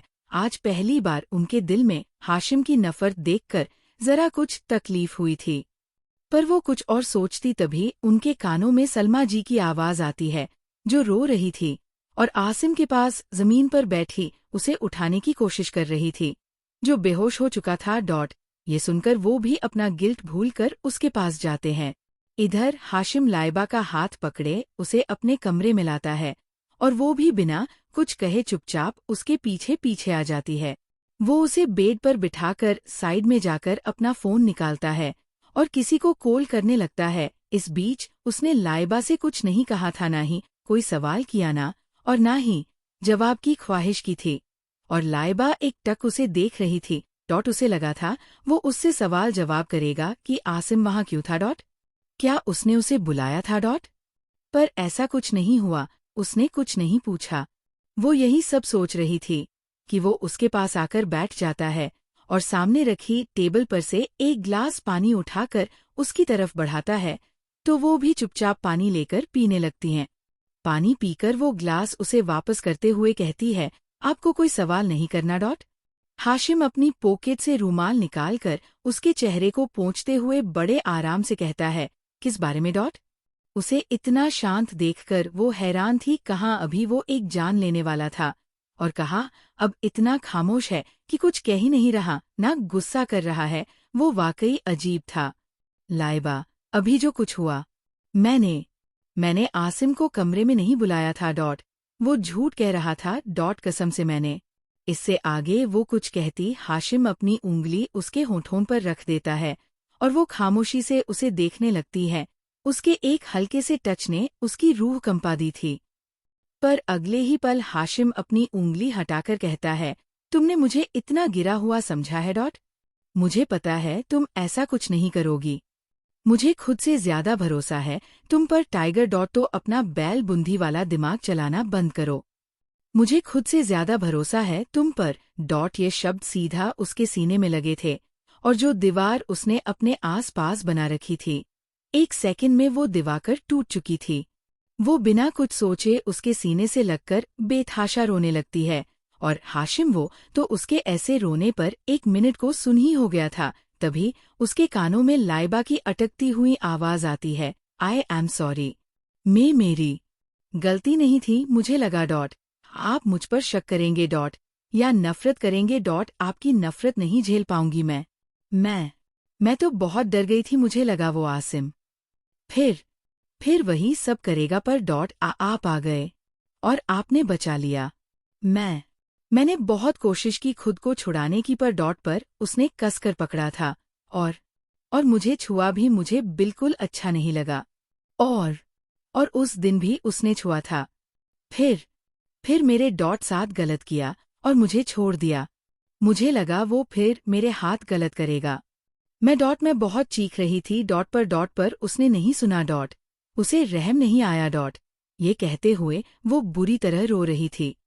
वहीं हाशिम खुद भी कसकर उसे गले लगा लेता है और आहिस्ता आहिस्ता उसकी पीठ सहलाते हुए कहता है, एच शांत टाइगर, मैं हूं ना, मैंने प्रोमिस किया था that I will always gonna protect you, तो फिर घबरा क्यों रही हो।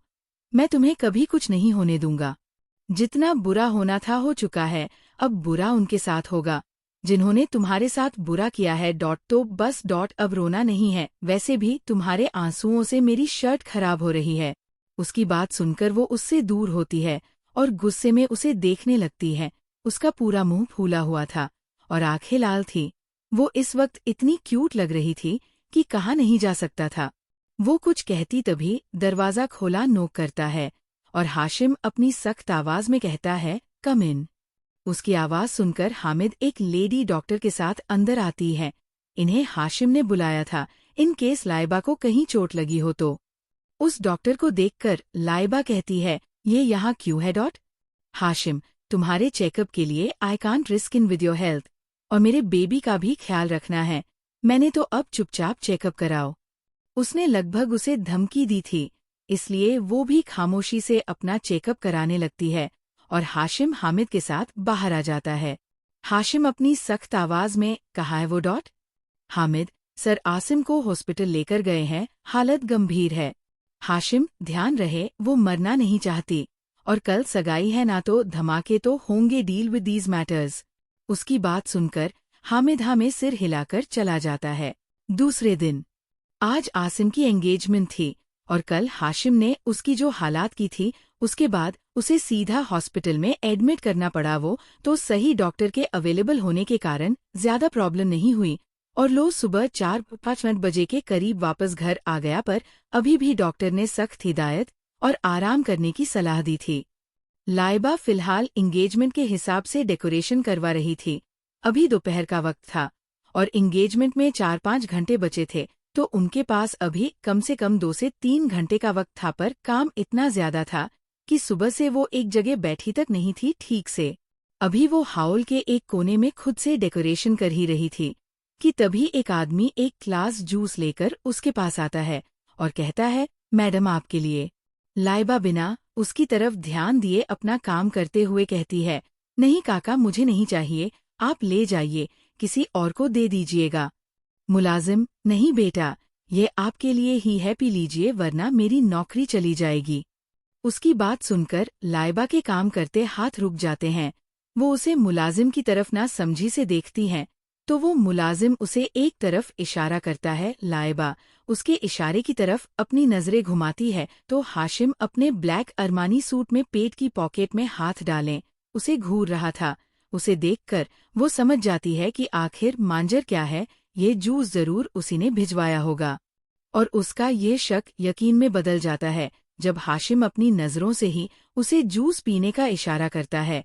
अब वो बेवकूफ नहीं थी, उसे पता था उसके खाने पीने को लेकर वो कितना सख्त है, इसलिए वो बिना कुछ सोचे जूस का ग्लास उठाकर एक सांस में पूरा जूस पी लेती है और फिर हाशिम की तरफ खाली ग्लास दिखाकर उसे वापस ट्रेन में रखकर अपना काम करने लगती है।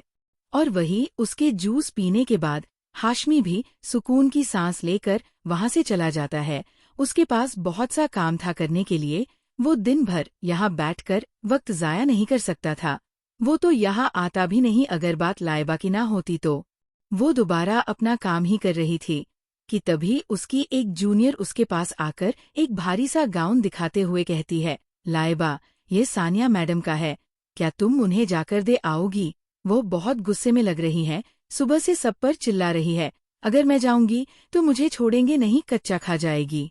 लाइबा चाहती तो नहीं थी कि उसका सानिया से सामना हो, पर वो अपनी जूनियर को बेवजह डांट खाते भी नहीं देख सकती थी, इसलिए कुछ सोच कर रहती है, अच्छा ठीक है, ये गाउन तुम मुझे दो और यहाँ का बचा हुआ डेकोरेशन संभालो, तब तक मैं सानिया मैडम को ये देकर आती हूँ। इतना कहकर वह उस गाउन को लेकर वहां से सेकंड फ्लोर की तरफ चली जाती है जहां पर सानिया का कमरा था। इस हवेली में भी उसके लिए कमरा हमेशा मौजूद रहता था क्योंकि वो अपने घर से ज्यादा तो यहाँ रहती थी। इधर सानिया आज सुबह से गुस्से में थी और आग की तरह तप रही थी। दरअसल उसे कल के सारे इंसिडेंट के बारे में पता चला और अब उसे आसिम पर गुस्सा आ रहा था। वो उसकी जिद था और ये बात उसे बर्दाश्त नहीं हो रही थी कि वह अभी भी लाइबा की ख्वाहिश रखता है, तबकि इतनी कोशिश करने के बाद बड़ी मुश्किल से तो उसने लाइबा को उसकी जिंदगी से थक्के मारकर निकलवाया था। वो अभी गुस्से में ड्रेसिंग टेबल के पास बैठी थी कि तभी कोई दरवाजा नोक करता है।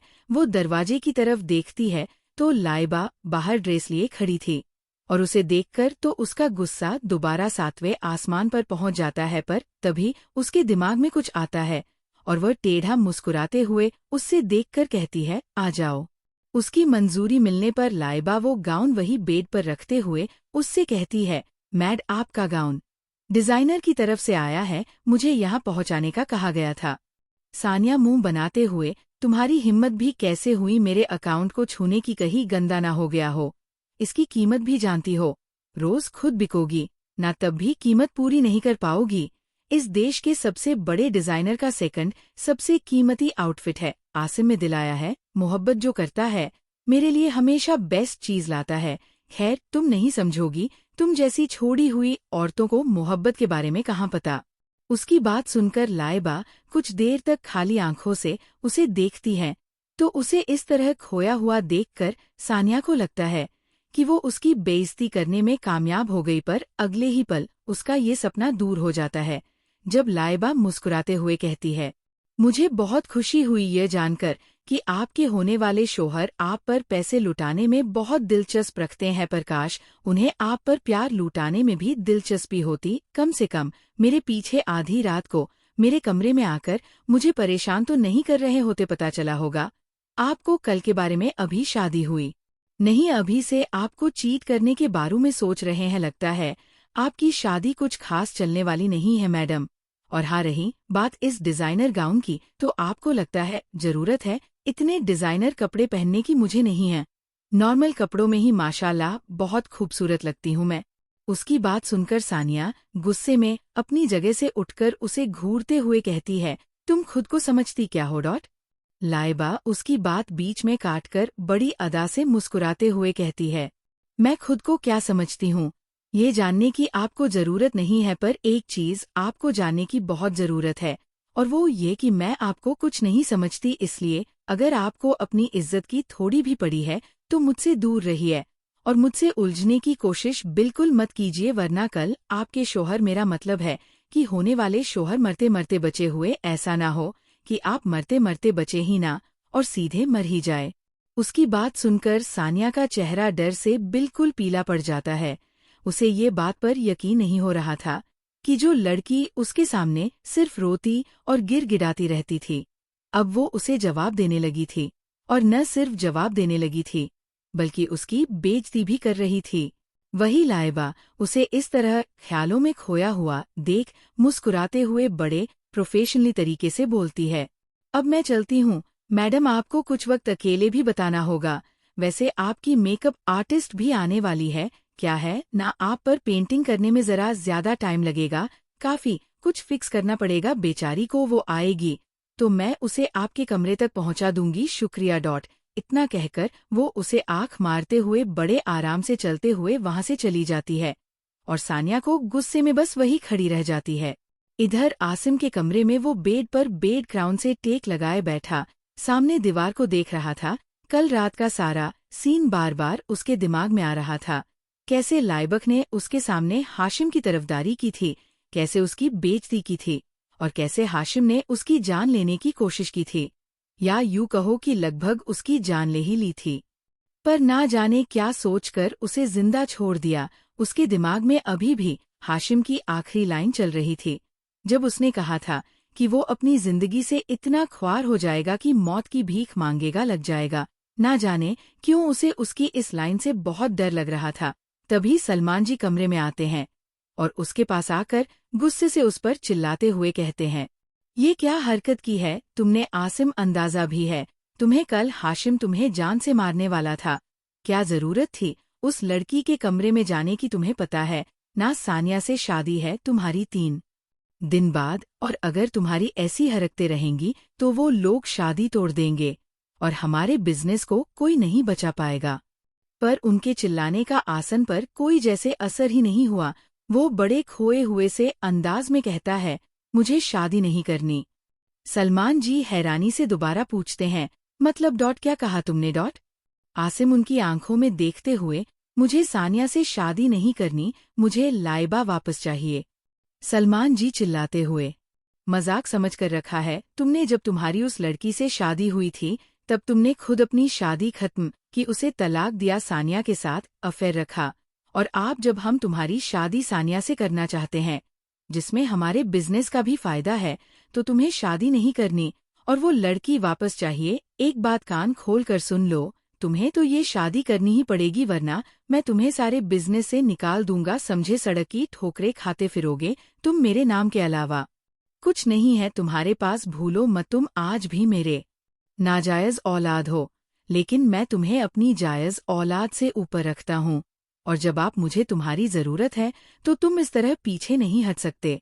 नाजायज, ये इस शब्द सुनकर आसिम की मुट्ठियां अपने आप गुस्से में बंद हो जाते हैं, पर वह सलमान जी से कुछ नहीं कह सकता था, क्योंकि यही तो उसका अस्तित्व था। वो हाशिम से नफरत करता था, जिसकी वजह सिर्फ एक थी कि वह नाजायज था, और हाशिम जायज पर अपनी नफरत ने उसने कभी इस बात पर ध्यान ही नहीं दिया कि उसने हाशिम से सब कुछ छीना, उसका घर परिवार, उसका बाप, सब कुछ बचपन से लेकर सलमान जी को हाशिम के खिलाफ इतना भड़काया कि वो खुद सही और गलत में फर्क करने लायक ही नहीं बचे। सलमान जी जरा शांति से उसे समझाते हुए कहते हैं, देखो मैं हमेशा तुम्हें हाशिम से पहले चुनाता आया हूँ, तुम्हें अपना बेटा माना है, और जो सच में मेरा बेटा था उसे अपनी जिंदगी से बाहर फेंक दिया, और अब जब तुम मेरे लिए कुछ कर सकते हो तो तुम इस तरह पीछे नहीं हट सकते। ठंडे दिमाग से सोचो और सानिया से शादी कर, 2 अच्छी लड़की है और तुम तो उससे प्यार भी करते हो ना, और वो 2 कौड़ी की लड़की का क्या है, उसकी तो कोई औकात ही नहीं है, बहुत पर निकाल रही है ना, अभी उसके पर काटते में मुझे वक्त नहीं लगेगा, समझी? इसलिए ज्यादा मत सोचो और आराम करो, शाम को सगाई है तुम्हारी सानिया के साथ। इतना कहकर वो उसे वही सोचता छोड़ चले जाते हैं। इधर करीब शाम के 5 बजे पूरी डेकोरेशन और कैटरिंग का काम सही से करने के बाद लाइबा धक कर अपने कमरे में आती है तो उसे बेड पर एक बड़ा सा बॉक्स दिखता है जिसे गिफ्ट की तरह पैक किया गया था और उसके ऊपर एक नोट था। वो उस नोट को उठाकर पढ़ती है तो उसके अंदर लिखा था, फॉर माय टाइगर, वैसे तो मुझे पता है कि तुम्हारी खूबसूरती किसी भी चीज की मोहताज नहीं है, पर फिर भी तुम्हारे करीम साहब की तरफ से तुम्हारा तोहफा शाम को यही पहनना है तुम्हें। ये नोट पढ़कर वो समझ जाती है कि ये हाशिम की तरफ से हैं और अनायास ही उसके चेहरे पर एक बेहद प्यारी सी मुस्कुराहट आ जाती है और वो जल्दी से उस बॉक्स को खोलना लगती है और जैसे ही वो बॉक्स खुलता है उसकी आंखें हैरानी से बड़ी हो जाती है। उसने एक बहुत खूबसूरत व्हाइट कलर का मरमेड गाउन था जो पूरी तरह से कवर था पर फिर भी बेहद खूबसूरत था। उस गाउन के आगे तो सानिया का गाउन भी कुछ नहीं था। जहां सानिया का गाउन सोने की कढ़ाई से बना था वही ये गाउन ऐसा था जिसमें ऊपर से नीचे तक डायमंड लगे हुए थे। वो पूरा चमचमा रहा था लाएगा की तो जैसे आंखें ठहर गई थी। उस पर उसने अपनी पूरी जिंदगी में इतनी खूबसूरत ड्रेस नहीं देखी थी। यहाँ तक कि किसी सेलिब्रिटी तक के पास ऐसा कुछ कभी नहीं होगा। लाइबा, ये कितना खूबसूरत है, पर मैं इसे कैसे पहन सकती हूँ? ये तो बहुत एक्सपेंसिव है। वो यही सब सोच रही थी कि तभी उसे वही साइड में रखा एक और नोट मिलता है। वो उसे उठाती है तो उसके अंदर जो लिखा था वो देखकर उसके चेहरे पर एक और बार मुस्कुराहट आ जाती है। मुझे पता है कि तुम ये सोच रही हो कि बहुत एक्सपेंसिव है, पर खबरदार, अगर तुमने इसे न पहनने का सोचा भी, तुमसे ज्यादा कीमती नहीं है और तुम्हें यही पहनना है। ये तुम्हारे बॉस का ऑर्डर है। हाशिम यकीनन उसे बहुत अच्छे तरीके से जानता था और ये बात साबित हो चुकी थी। इधर हाशिम के ऑफिस में वो अपनी हेड चेयर पर बैठा एक पैर पर दूसरा पैर टिकाए बड़े स्टाइल में सामने देख रहा था, जहां पर इंडिया के बेस्ट डिजाइनर उसे एक के बाद एक मेन अरबानी सूट दिखा रहे थे और अब तक वो कम से कम 50 सूट रिजेक्ट कर चुका था। उसे कोई ऐसा सूट चाहिए था जो लाइबा के गाउन को कम्प्लीमेंट करे, पर अभी तक उसे ऐसा कुछ नहीं मिला था। वो डिजाइनर डरते हुए कहता है, सर, मैंने आपको सब कुछ दिखा दिया, बस एक लास्ट पीस बचा है। अगर आपको ये भी पसंद नहीं आया तो शायद ही मेरे पास कुछ और हो। उसकी बात सुनकर हाशिम उसे घूरता है तो वो जल्दी से उससे नजरें चुराकर अपना लास्ट पीस उसे दिखता है। वो ब्लैक कलर का बेहद खूबसूरत और एलिगेंट था। हाँ, सिंपल था पर कुछ तो था उसके मटेरियल में जो दूर से भी चमक रहा था और उसे देखते ही हाशिम की आंखों में भी एक चमक आ जाती है क्योंकि ये पूरी तरह से लाइबा के गाउन को कम्प्लीमेंट कर रहा था। हाशिम, मुझे यही चाहिए, इसे फाइनल कर 2 डॉट। उसकी हाँ सुनकर डिजाइनर के चेहरे पर एक मुस्कुराहट आ जाती है और वो एक सुकून की सांस लेता है। कम से कम कुछ तो उसे पसंद आया और तुरंत ही उसे ड्रेस को फाइनल कर वहां से निकल जाता है और हाशिम अपनी जगह से खड़ा होकर पीछे बड़ी सी ग्लास विंडो के पास जाकर सामने देखने लगता है। उसके दिमाग में इस वक्त कुछ चल रहा था, क्या पता नहीं। वही लाइबा उसे इस तरह ख्यालों में खोया हुआ देख मुस्कुराते हुए बड़े प्रोफेशनली तरीके से बोलती है, अब मैं चलती हूँ मैडम, आपको कुछ वक्त अकेले भी बताना होगा। वैसे आपकी मेकअप आर्टिस्ट भी आने वाली है, क्या है ना, आप पर पेंटिंग करने में जरा ज्यादा टाइम लगेगा, काफी कुछ फिक्स करना पड़ेगा बेचारी को। वो आएगी तो मैं उसे आपके कमरे तक पहुंचा दूंगी, शुक्रिया डॉट। इतना कहकर वो उसे आंख मारते हुए बड़े आराम से चलते हुए वहां से चली जाती है और सानिया को गुस्से में बस वही खड़ी रह जाती है। इधर आसिम के कमरे में वो बेड पर बेड क्राउन से टेक लगाए बैठा सामने दीवार को देख रहा था। कल रात का सारा सीन बार बार उसके दिमाग में आ रहा था। कैसे लाइबक ने उसके सामने हाशिम की तरफदारी की थी, कैसे उसकी बेइज्जती की थी और कैसे हाशिम ने उसकी जान लेने की कोशिश की थी, या यूं कहो कि लगभग उसकी जान ले ही ली थी। पर ना जाने क्या सोचकर उसे जिंदा छोड़ दिया। उसके दिमाग में अभी भी हाशिम की आखिरी लाइन चल रही थी जब उसने कहा था कि वो अपनी जिंदगी से इतना ख्वार हो जाएगा कि मौत की भीख मांगेगा लग जाएगा। ना जाने क्यों उसे उसकी इस लाइन से बहुत डर लग रहा था। तभी सलमान जी कमरे में आते हैं और उसके पास आकर गुस्से से उस पर चिल्लाते हुए कहते हैं, ये क्या हरकत की है तुमने आसिम, अंदाजा भी है तुम्हें कल हाशिम तुम्हें जान से मारने वाला था, क्या जरूरत थी उस लड़की के कमरे में जाने की? तुम्हें पता है ना सानिया से शादी है तुम्हारी 3 दिन बाद, और अगर तुम्हारी ऐसी हरकतें रहेंगी तो वो लोग शादी तोड़ देंगे और हमारे बिजनेस को कोई नहीं बचा पाएगा। पर उनके चिल्लाने का आसन पर कोई जैसे असर ही नहीं हुआ। वो बड़े खोए हुए से अंदाज में कहता है, मुझे शादी नहीं करनी। सलमान जी हैरानी से दोबारा पूछते हैं, मतलब क्या कहा तुमने? आसिम उनकी आंखों में देखते हुए, मुझे सानिया से शादी नहीं करनी, मुझे लाइबा वापस चाहिए। सलमान जी चिल्लाते हुए, मजाक समझकर रखा है तुमने? जब तुम्हारी उस लड़की से शादी हुई थी तब तुमने खुद अपनी शादी खत्म की, उसे तलाक दिया, सानिया के साथ अफेयर रखा। और आप जब हम तुम्हारी शादी सानिया से करना चाहते हैं जिसमें हमारे बिजनेस का भी फायदा है, तो तुम्हें शादी नहीं करनी और वो लड़की वापस चाहिए। एक बात कान खोल कर सुन लो, तुम्हें तो ये शादी करनी ही पड़ेगी वरना मैं तुम्हें सारे बिजनेस से निकाल दूंगा, समझे? सड़क की ठोकरें खाते फिरोगे तुम, मेरे नाम के अलावा कुछ नहीं है तुम्हारे पास, भूलो मत, तुम आज भी मेरे नाजायज औलाद हो, लेकिन मैं तुम्हें अपनी जायज औलाद से ऊपर रखता हूँ। और जब आप मुझे तुम्हारी जरूरत है तो तुम इस तरह पीछे नहीं हट सकते। नाजायज, ये इस शब्द सुनकर आसिम की मुट्ठियां अपने आप गुस्से में बंद हो जाते हैं, पर वह सलमान जी से कुछ नहीं कह सकता था क्योंकि यही तो उसका अस्तित्व था। वो हाशिम से नफरत करता था, जिसकी वजह सिर्फ एक थी कि वह नाजायज था, और हाशिम जायज पर अपनी नफरत ने उसने कभी इस बात पर ध्यान ही नहीं दिया कि उसने हाशिम से सब कुछ छीना, उसका घर परिवार, उसका बाप, सब कुछ। बचपन से लेकर सलमान जी को हाशिम के खिलाफ इतना भड़काया कि वो खुद सही और गलत में फर्क करने लायक ही नहीं बचे।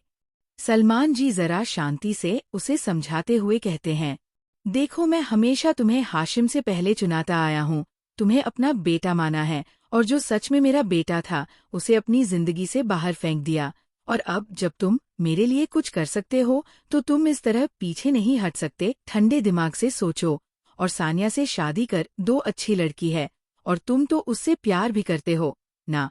और वो 2 कौड़ी की लड़की का क्या है, उसकी तो कोई औकात ही नहीं है, बहुत पर निकाल रही है ना, अभी उसके पर काटते में मुझे वक्त नहीं लगेगा, समझी? इसलिए ज्यादा मत सोचो और आराम करो, शाम को सगाई है तुम्हारी सानिया के साथ। इतना कहकर वो उसे वही सोचता छोड़ चले जाते हैं। इधर करीब शाम के 5 बजे पूरी डेकोरेशन और कैटरिंग का काम सही से करने के बाद लाइबा धक कर अपने कमरे में आती है तो उसे बेड पर एक बड़ा सा बॉक्स दिखता है जिसे गिफ्ट की तरह पैक किया गया था, और उसके ऊपर एक नोट था। वो उस नोट को उठाकर पढ़ती है तो उसके अंदर लिखा था, फॉर माय टाइगर, वैसे तो मुझे पता है कि तुम्हारी खूबसूरती किसी भी चीज की मोहताज नहीं है, पर फिर भी तुम्हारे करीम साहब की तरफ से तुम्हारा तोहफा शाम को यही पहनना है तुम्हें। ये नोट पढ़कर वो समझ जाती है कि ये हाशिम की तरफ से हैं, और अनायास ही उसके चेहरे पर एक बेहद प्यारी सी मुस्कुराहट आ जाती है और वो जल्दी से उस बॉक्स को खोलना लगती है। और जैसे ही वो बॉक्स खुलता है उसकी आंखें हैरानी से बड़ी हो जाती है। उसने एक बहुत खूबसूरत व्हाइट कलर का मरमेड गाउन था जो पूरी तरह से कवर था पर फिर भी बेहद खूबसूरत था। उस गाउन के आगे तो सानिया का गाउन भी कुछ नहीं था। जहां सानिया का गाउन सोने की कढ़ाई से बना था, वही ये गाउन ऐसा था जिसमें ऊपर से नीचे तक डायमंड लगे हुए थे। वो पूरा चमचमा रहा था। लाएगा की तो जैसे आंखें ठहर गई थी उस पर। उसने अपनी पूरी जिंदगी में इतनी खूबसूरत ड्रेस नहीं देखी थी, यहाँ तक कि किसी सेलिब्रिटी तक के पास ऐसा कुछ कभी नहीं होगा।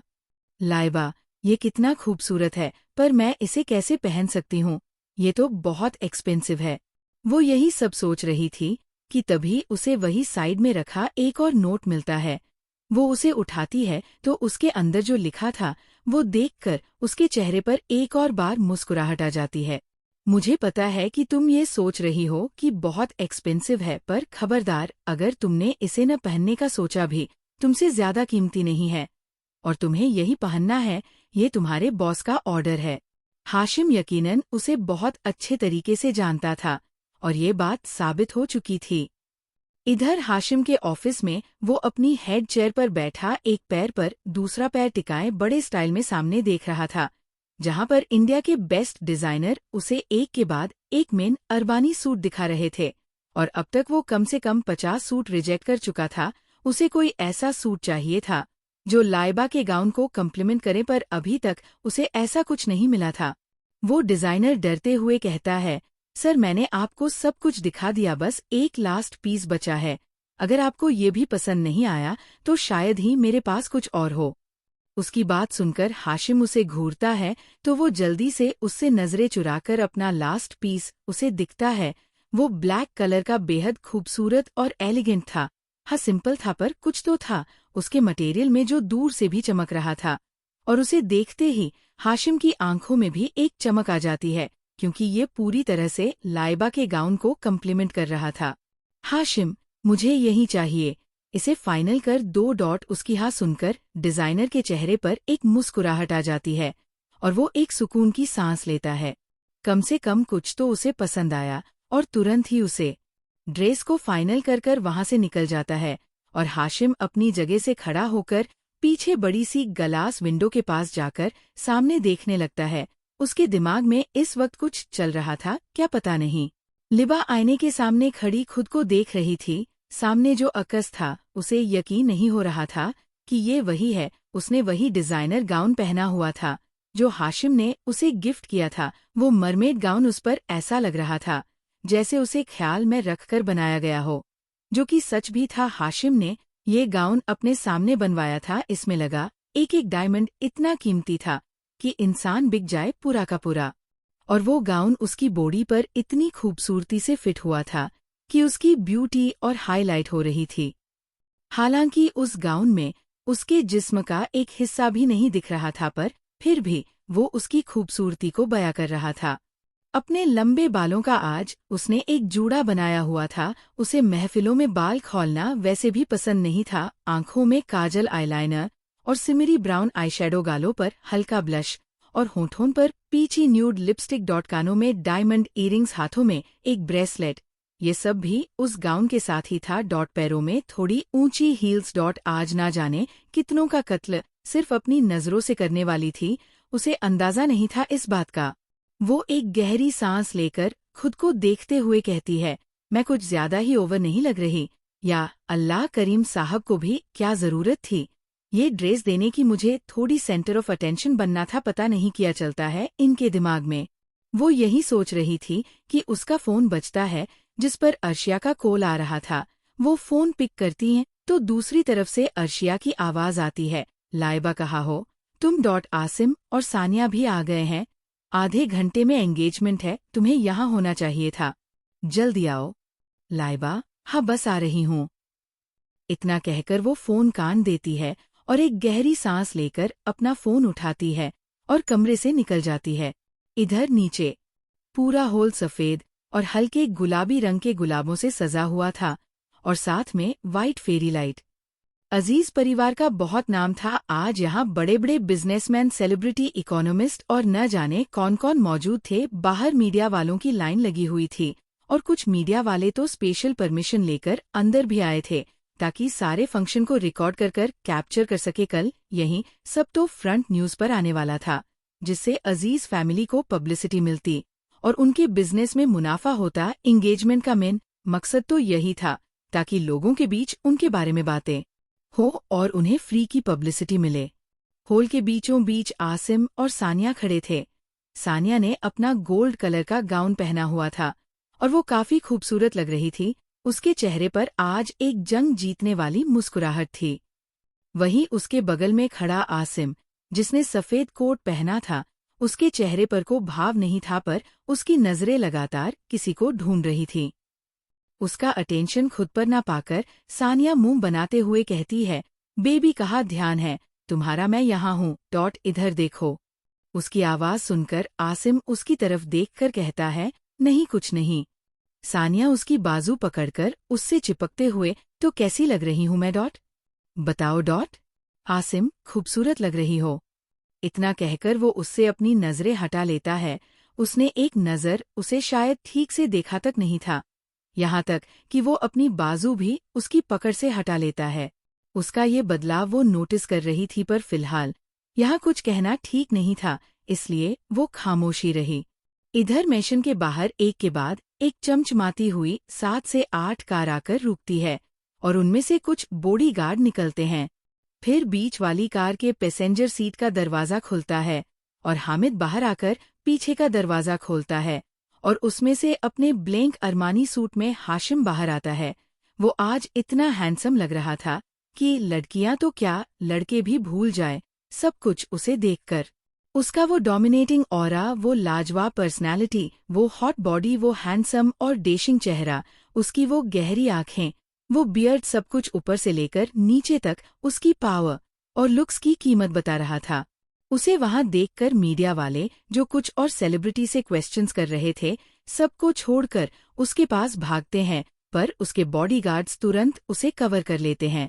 अगर किसी भी मीडिया हाउस को उसके बारे में कुछ छोटा सा भी पता चल जाए फिर, तो रातों रात उनकी टीआरपी बढ़ जाती। वो इतना पॉपुलर और मिस्टेरियस जो था, उसके बारे में कोई कुछ नहीं जानता था सिवाय उसके कि हाशिम करीम एक बेहद खतरनाक और पावरफुल इंसान है। उसे आता देख मीडिया वाले उसे घेर लेते हैं और तरफ तरफ के सवाल करना शुरू करते हैं, पर तभी हाशिम के बॉडी गार्ड सबों स्टाकर उसे कवर करते हुए उसके लिए रास्ता बनाते हैं और वो बड़े रोब से चलते हुए अंदर जाता है। वो जैसे ही हॉल में कदम रखता, वहां मौजूद हर छोटा बड़ा शख्स, मर्द, औरतें, बच्चे, मेहमान, मुलाजिम, घर वाले, सबकी नजरें उस पर ठहर जाती है। लड़कियां तो उसे ऐसे देख रही थी जैसे कभी कोई मर्द देखा ही नहीं, यहाँ तक ही सानिया भी बस उसे ही देखे जा रही थी। वो बड़े स्टाइल से चलते हुए आसिम और सानिया के पास आता है।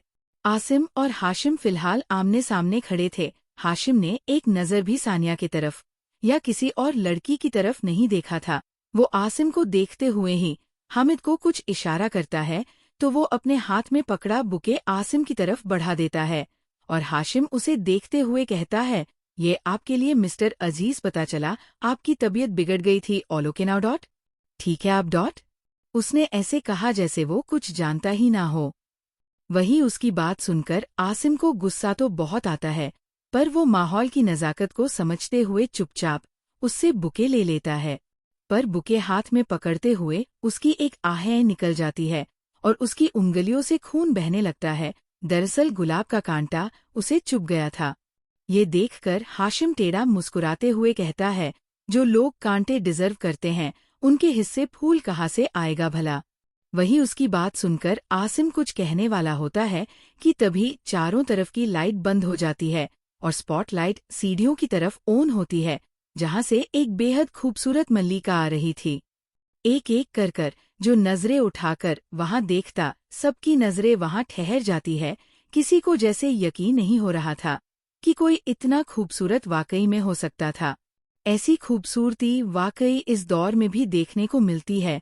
ये सच में ताज्जुब वाली बात थी। डॉट चारों तरफ बातें होने लगती है।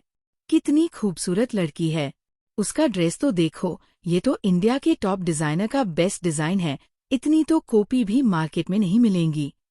हाँ, कौन है ये इतनी खूबसूरत लड़की? कोई एक्ट्रेस है डॉट या मॉडल? काश ये सिंगल हो, मैं तो इसे आज ही प्रपोज करूंगा। मैं तो सीधा शादी करने वाला हूँ। ऐसी ही बातें चारों तरफ हॉल में हो रही थी। आसिम का ध्यान भी सीढ़ियों से उतर रही लाइबा पर ही था। उसे देखते हुए उसके मुंह से निकलता है, ब्यूटीफुल।